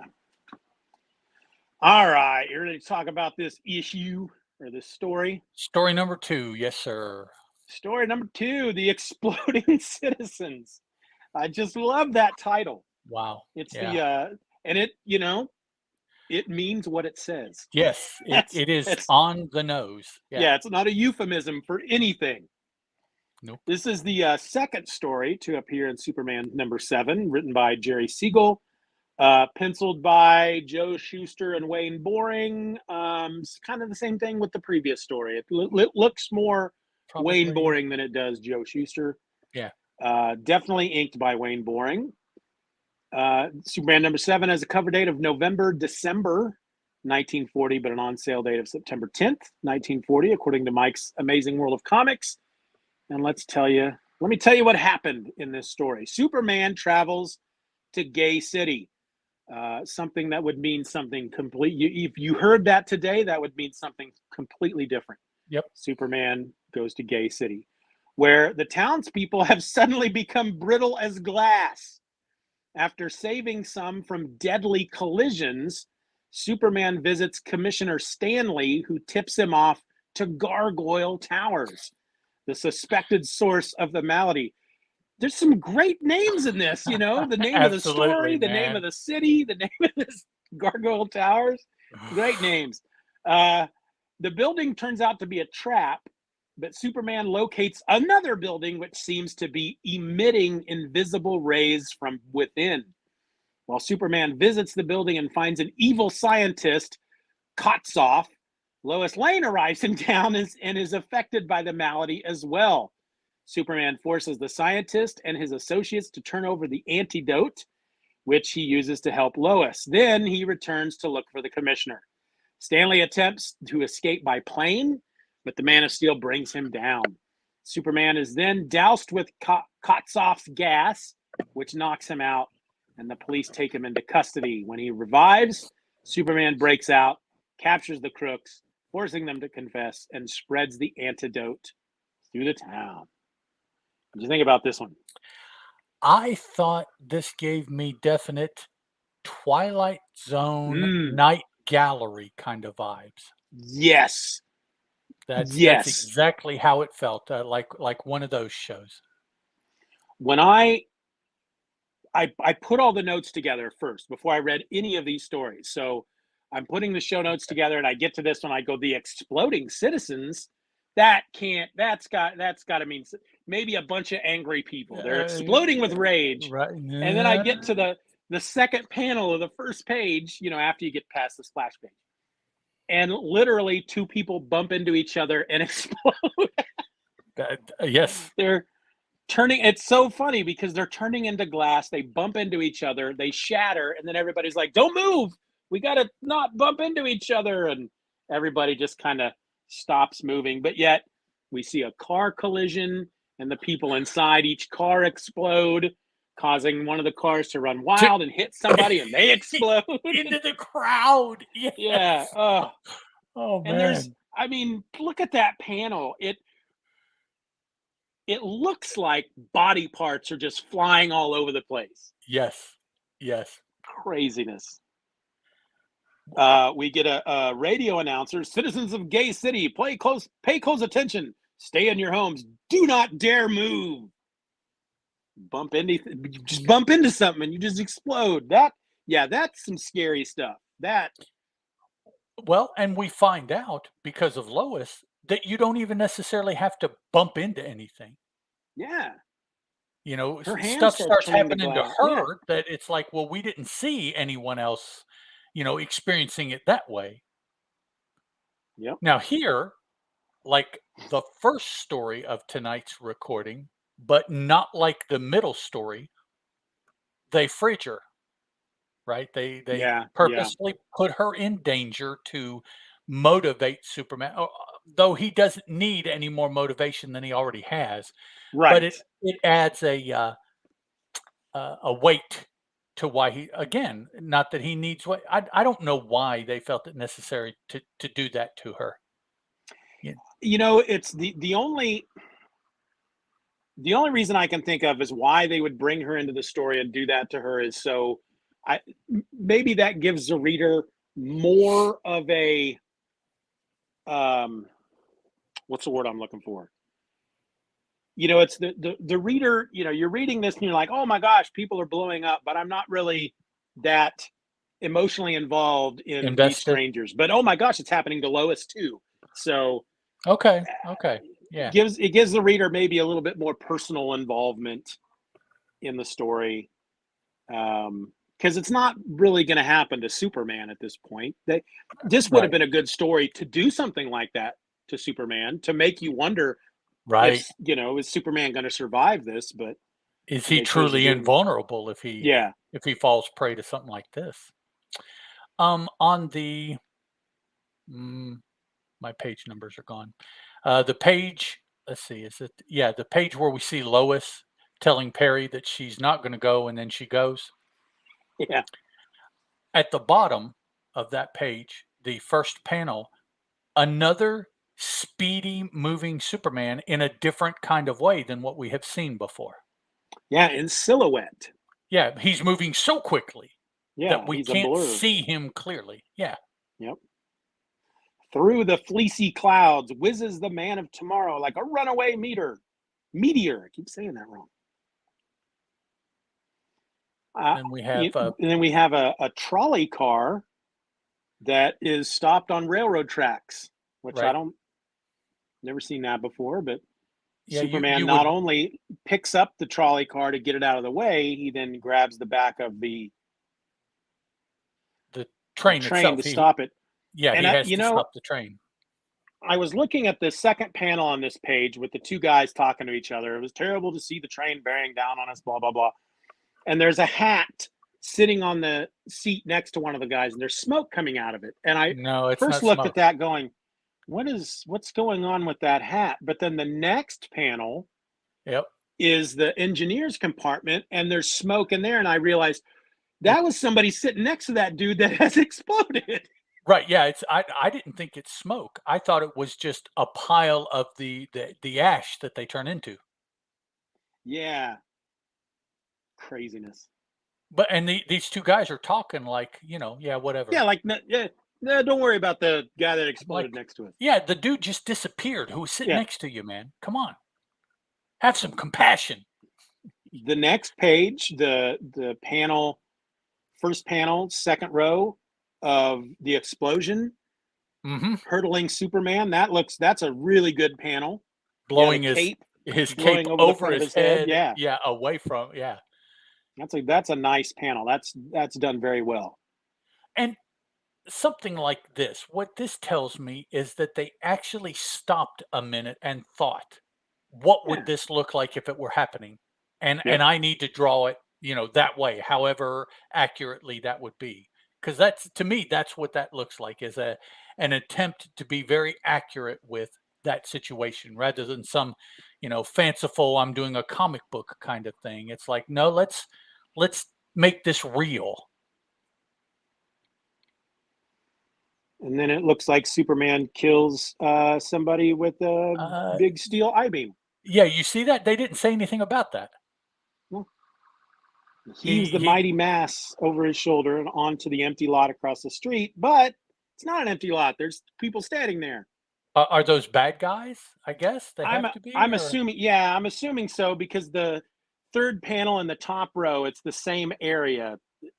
The two guys, because that's like one of a billboard, and the one guy saying "blow it up." Now so blow it up. That's okay, so it's them. Yeah. Okay, yeah, it's them that gets squished. Okay, but still, that's pretty dark.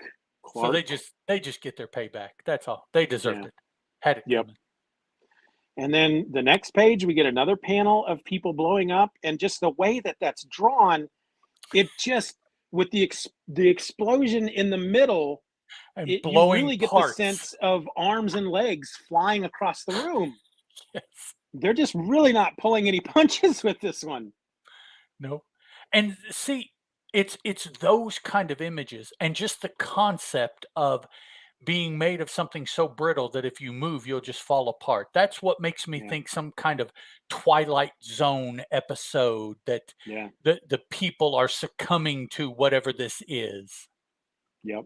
Now it does show that when Lois hits the door with her hand, it's almost like they're saying that Lois's hand accidentally strikes against the door. There comes the sound of tinkling glass, and I don't know if that means she didn't realize her hand was turning into glass until she hit the door, or there's something about that kinetic Mm, thing that, could be either one. yeah. But she does. There is a moment here where she kind of moves, isn't it? Is it the same page? No, it's a couple pages later. She reaches into her purse to get some gum, and it's not quite clear, but as she raises her arm, great, and then Yeah, that's when she can't put her hand down, or her whole arm may fall off. fall to Is the the way it floor. says. Yeah, it's Yeah, like, dude, that yeah. but And yeah, this guy cuts off. Is this guy mentioned at all before we meet him in the story? This scientist cuts off. I He says cuts off, the long missing scientist. yeah, no, I I don't don't rem- think so. I don't Yeah, I don't remember it remember at his all. name coming up. Nope. Or that there was a scientist missing in the news or anything like that. I mean, they Yeah, didn't throw that out at us anywhere. I was kind of trying to scan through here and see if that came up at any point, but The that's long just, missing scientist, yeah, unless this is a continuity thing from at some point back. yeah. I can't see them. At this point, though, you don't know because they're Yeah. introducing more and more things like this. Yep. Yep. Yep. Uh, Superman sees the rays emitting from a building. His X-ray vision reveals a gruesome sight: workers in a generating plant being shaken to bits by the vibrating generators. Hmm. That's creepy. And do we, because so he discovers this long missing scientist who were, do we get any reason why? I don't remember if there's any motivation behind why Kotsov wants these people to turn into glass and explode. It's a real estate scam. That's right. That's right. Okay, yeah. They'd be able to then buy up all the real estate cheap, and then when everybody forgets after a Yeah, while, oh yeah, that, well, I don't remember people blowing up in this town. Let's start that buying up buy a house here. that is Yeah. hardcore, man. But yeah, that's Yeah. all. It's just a Yep. real estate scam. Yeah, that's crazy. Seems like a long way to go to buy up some land and buy land cheap and sell it high. That's Yep. you know, and then come to find out that it's the mayor. Is that what he was? That ultimately was no, the commissioner Yeah, uh, Commissioner. was ultimately behind the steering of what to do and how to do it and everything like that. So I guess the scientist disappeared long ago and has been working on this that whole time. I guess that's why he Yeah. disappeared to be able to do this. But yeah, this one, I think art wise, I don't think it looks good. Don't get me wrong. I don't think it looks as good as the previous story here in Superman, No. but it looks so much better than when Joe was just doing it by himself. We get Superman holding people under his arms, one on each side. We get one of those moments. Yep. Yet again. We should have been counting those things. Yeah, we really should have been. That happens much more frequently now than the hanging by the ledge thing. Yeah. But we do have a moment where we get worried for Superman for maybe two panels because he gets hit with that ray or whatever that zaps his strength, and he goes unconscious, and so they chain him up and throw him in the jail, and which two is panels later he's breaking out. So the second time this has happened in our readings. One of those glowy balls actually knocked him out, and he had to recover from that. Yeah, because I remember him saying to himself, what he doesn't know is that my strength has returned. Right. Yeah. You know. So he did. I thought at first when I saw that he was faking, which he has done in the past. Yes. But it's like, nope, this one got him, but he recovered quickly to full Supermanishness, if that's a word. Well, it is now. So. But this one, yeah, I think you describing it as a Twilight Zone or Night Gallery is right on the money. Because it's not quite, I mean, it's science fiction, of course, because we have this, you know, what's happening to these people because a mad scientist has created this formula, this ray or gas or whatever. But yeah, but before you learn that, it's very much, it's almost like a Stephen King type of thing. People are just suddenly bumping into each other and turning into glass and exploding, and that's the car wrecks and the car careening into the crowd, the two workers, and it's like, that's they handled nightmare kind of stuff. Exactly, they handled it very well because they don't explain why it's happening, and that's almost more terrifying than the fact that it's happening, you know. So yeah, really like that. The three stories we did tonight, you know, all really good stuff, and it makes me worry for what's coming next. Well, we're just gonna get some crap, but I was gonna say we can just hope that they don't go down, that we've hit another cool plateau, and that it continues for a while before it elevates, you know, here in the future. At some point soon, they have to start giving us more of these characters that will become supervillains for him. Through the course of time, we really haven't encountered but one really up to this point. Well, so Ultra Humanite and Luther, that's it. Well, but even Ultra Humanite disappears for until the next comic book age. Yes. Oh no. Yeah. Start talking about that again. We can't. I will say your earbuds won't stand it. Yeah. When I got to the last page of this story, though, and I swipe over to the first page of the next story, I'm quite intrigued. I didn't look at the next one. Let me see. Why? Because he's holding the car? Or because they're throwing stuff at him? Throwing grenades, I guess? Yeah, they're up in the air. He's holding a car over his head, and the gangsters in the car throwing grenades. Throwing a grenade under the car to try to get it. Yeah. I guess, well, if we suddenly start dropping, we'll know that we got him. Yeah. Yeah, I think if I'm in a car and a superhero was holding me aloft in the air, the last thing I want to do is take him out. You know? Yeah, you might want to leave that alone. Yeah. Let's get to the ground first. Yeah, let's hold back. Let's figure out what we're going to do, but you know. Well, we'll talk about that next time. That's a little tease. Yep.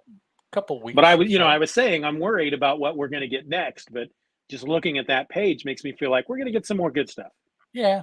Hopefully it'll I mean, it looks good. It's a very well drawn page.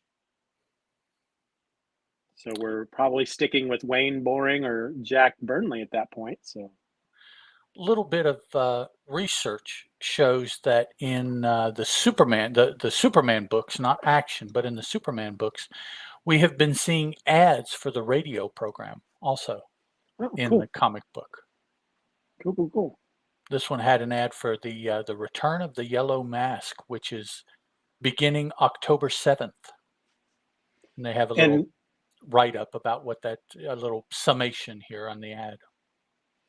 And if any of you are interested in hearing any of those old radio programs, I would suggest the Superman Radio Revisited podcast, in which your host plays for you in each episode of the radio show, and then talks about it afterwards. I'm very behind on that. Good stuff. Very entertaining. But it's really good stuff. I really enjoy those episodes, and it's taken me a while to get used to the guy who does the voice of both Clark and Superman. It's just not what I hear in my head when I hear, right. He doesn't seem as deep as I would think Superman would be, but it's definitely a different Superman than what we get in these stories. The radio Superman is a different universe. It's a different guy altogether almost. And Clark in those radio episodes that I have listened to he's not kind of the milksop that he has to pretend to be in these comic book stories. Okay.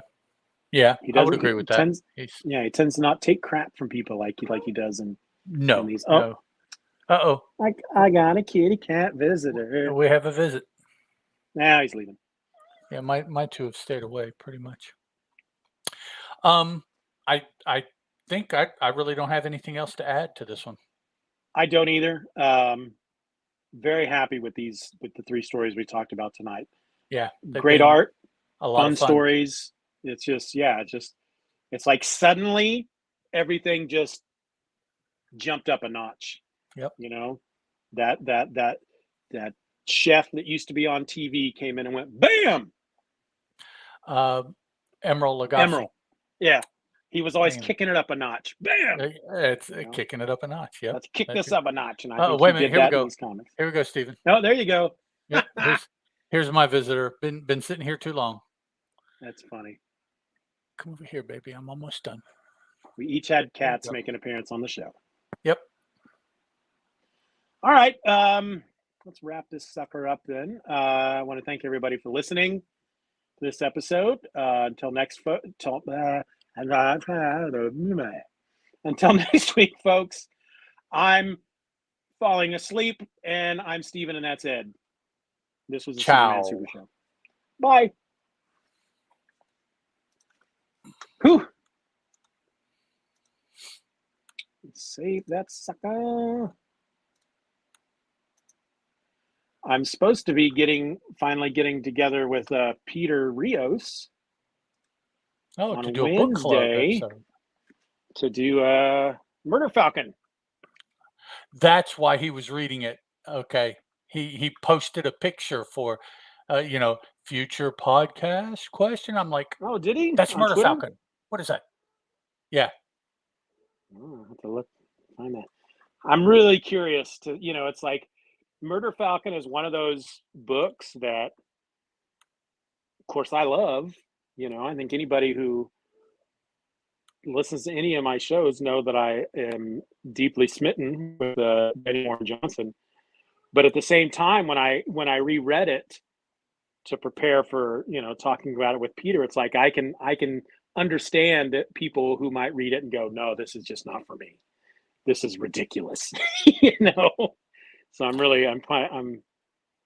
Doug S. seems to be a Murder Falcon fan also. Yes, he is.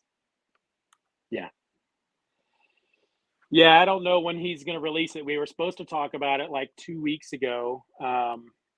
Actually, I think it was the last time we recorded. We recorded on a Tuesday, and then Peter and I were supposed to get together that Thursday, and then my stomach decided, nah, I'm not going to do that tonight. And just haven't had a chance to. I got my son's no longer living at home. He's got his own place, but both of my girls are still here, and they're both working. We've only got one working vehicle right now, and so I've been playing the part of taxi driver. And when it comes to taking one to school in the morning and picking her up in the afternoon, and then getting one to work throughout the day at various points, it's like then trying to coordinate getting together to do podcasts. It's not easy. Are you just sitting very still, or have you frozen? Okay, you're just sitting very still. Yeah, I was reading something, I was listening, reading. Tell. So you're just like, well, that's funny.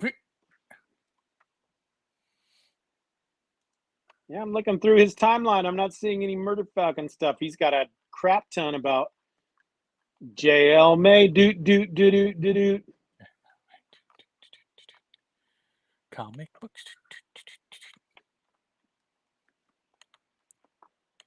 Yeah, I'm actually caught up. Right? This is Fan Holes was the 8. It was 8 today. Yeah, I'm caught up. I've listened to all 8 of them so far. Yeah, I haven't had a chance to listen to any of them. With issues 31 and 32 of the series already released as well. So they're hanging out based there. On looking through his timeline and all the posts he's done of the JL May episodes that have come out so far, I'm assuming everybody was assigned an issue of that run. You picked. Okay. Yeah. But the idea is that the episode should come out in order of the issues. Is that supposed to be the idea? The idea was that there are 35 books in the volume. Of course, there's 30 days in May or 31, whatever it is. And some people are covering back-to-back books, just about to the extent to where you can listen to one show every day for the whole month of May and get just about the whole series. I think it goes over like one day. And so you're supposed to release your show on the date that corresponds with the issue number. Well, 1, 2, 3, 4 people in the first 8 days have been unable to do that. I'm not going to address why, I'm just like, wow, really? Okay, all right. One of the people is one of the primaries for the entire thing, started in 2016, and I'm like, it's your concept. Okay, well, you do whatever you want, absolutely. So I don't know. Whoa, there's some cats fighting outside. Oh, cats inside just went crazy over the sound. Yep, sounds like my boy cat. The little girl cat usually runs and hides under the bed. She don't want none of that. Yeah. I'm not finding his post about Murder Falcon. Oh well. I'll survive. Do you have Instagram? Oh, was it on Instagram? I don't know. I was going to say check and see if maybe I caught it on Instagram one day. Maybe I don't know. I thought it was on Twitter because that's usually where I am, but I do flip over and just look through Instagram on occasion.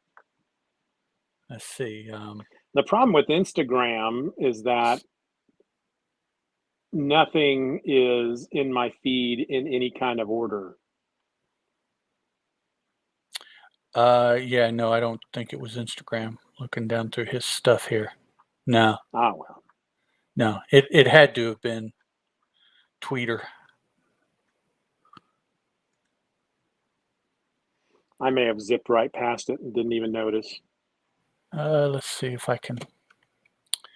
Because I'm back in like March at this point. So. Oh yeah, no. It's been much more recently than that. Let's see. Within the past, probably couple weeks, I would say I saw it. Fan Holes. That's quite the name. Yes. Okay. Looky. Got to try to record the next episode of Hither Came Conan tomorrow. Is that about the show notes already? Marvel Conan? Yeah, issue number 2. Issue number 4 is Tower of the Elephant, which was going to be my next episode about the original story and comparison. So I decided that I'll wait until I do issue number 4, and then the next episode I do will be the comparisons. So you'll talk about 4 and comparing with the other versions of it. Yeah, just not in the same. I'll do like whatever episode issue number 4 falls on, and then the next episode after that. Okay. I'll then talk about the other versions. I just don't think I could put it all in. I don't know. I haven't quite decided. in one issue. I may do it all in the same one episode. Yeah, I don't know. I haven't quite decided. Yeah, I'm not seeing a Murder Falcon either for some reason. I think you dreamed about it. Well, maybe I saw somebody else reading it. Yeah, maybe. And just recognized it as Murder Falcon. I can't attest to the fact that it was Peter's feed that I saw it on, just that I recently saw a page and whoever it was saying something about upcoming podcast research. Nice. Something like that. But yeah, I'm into the I dropped this idea to him middle of April. It was a number of months back. I think the first time he mentioned it on one of his episodes that he was going to be doing these monthly things, and if you have something you wanted to talk about, and immediately I was like, Murder Falcon. Okay. He was like, all right, we can do that.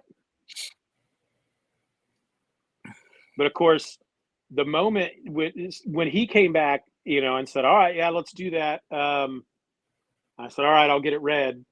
And that was like 2 months ago. So I'm going to have to go back and I can't reread all 8 issues again, but I'm going to have to go back and scan through just them flip again. through it. And, yeah. I apologize. I'm not seeing it. So I don't know where I saw it. That's all right. I'll live. I'll survive. Because, if I'd have seen it, back in March sometime or something, it still wouldn't be fresh in my head that I just saw that. So yeah, I'm not sure what happened there. Oh well. I'm just gonna do a search on Murder Falcon Daily Rios, see what happens. No results. Yeah, no, he didn't say that it was Murder Falcon. He just put up or whoever it was, just took a picture of the comic and the page. And I thought that's who it was. I didn't know for sure because I've not read Murder Falcon. Yeah, I said it. Well, you should read it. Mm. That's one of those books that it's like, I recommend it to everybody, but at the same time, it's like, there's a big part of me that doesn't like to recommend books because I'm always afraid that here, I'm going to tell somebody this is a book you need to read, and then they go out and spend money on it and don't like it.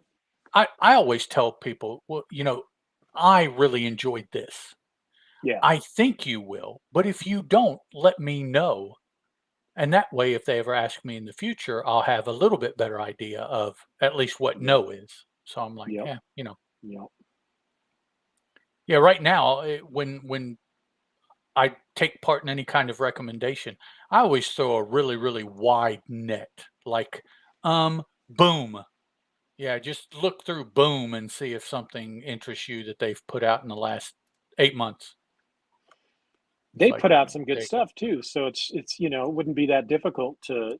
They got a nice variety of stuff, Yeah, I agree, and that's why I say it like that. If you do it that way, chances are you're going to find something that grabs your interest and really had nothing to do with anything I said, but you'll come back and say, "Oh yeah, thanks for telling me." It's like I really didn't say anything, but okay. Yeah, I like stuff.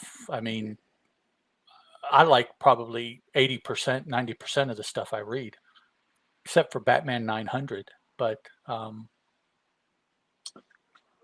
was it that you didn't like it, or with just the fact that it was bannered as a Dawn of DC?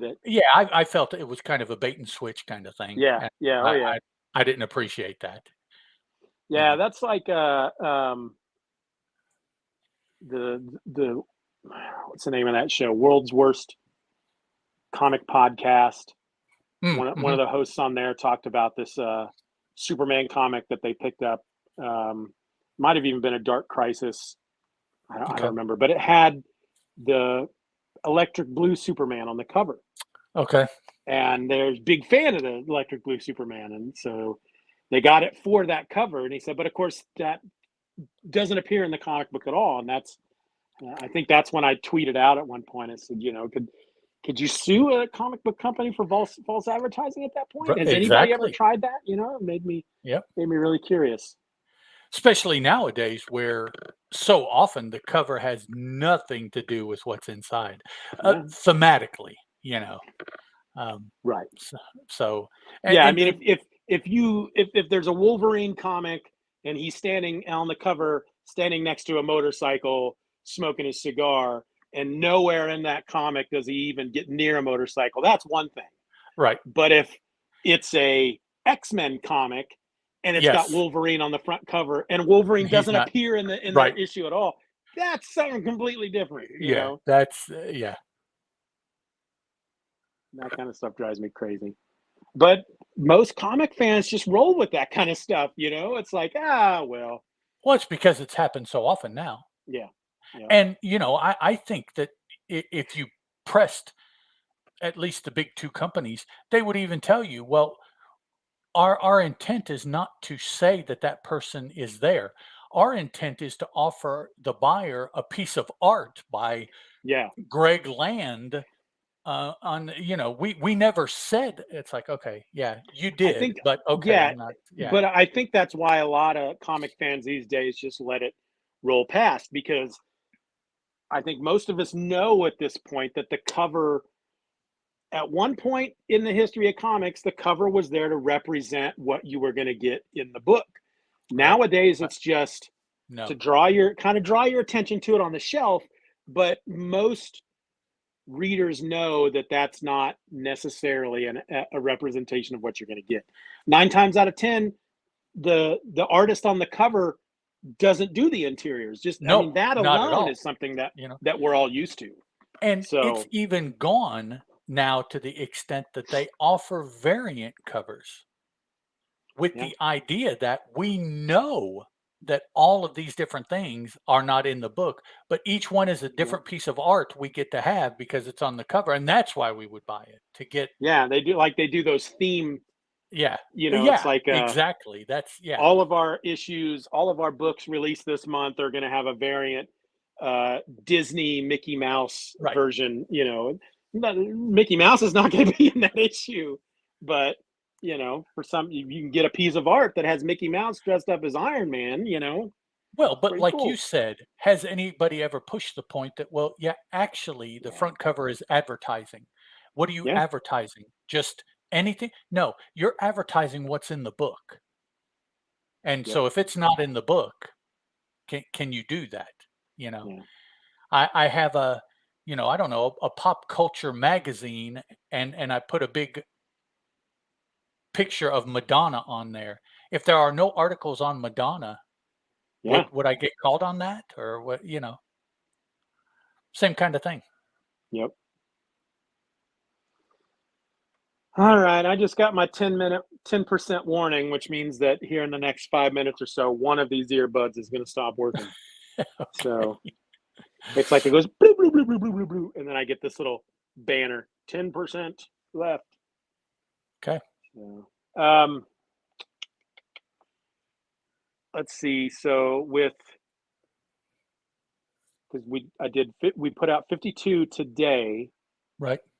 So that means we've got 53, 54, 55, and we did 54, 4, 5, and 6. So we 5, have and 6 today. you should So have we've got, 4 in the can. okay. So we're good through the end of May and then the first week of June. Uh, So yeah, what is today? 8. Yeah, 1, 2, 3. Yeah, yeah. I do know, well, I don't have it in front of me, but my daughter, because one of them only works on the weekends. The other one typically works a lot of evenings, but she gets her schedule about 2 weeks in advance. Okay. I don't have it in front of me, so I'll see what's going on if she's got what's going on in a couple of weeks, and I'll let you know what my availability is at that point. Okay. You have a good night too, Doug, if you're still there. Yeah. Bye, Doug. Thank you for Go ahead and stop the always being a broadcast. part of this.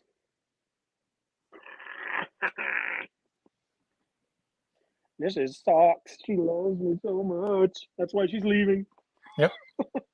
She All farted right, on you on the dude. way out. She did. All right. I will talk to you later. Okay.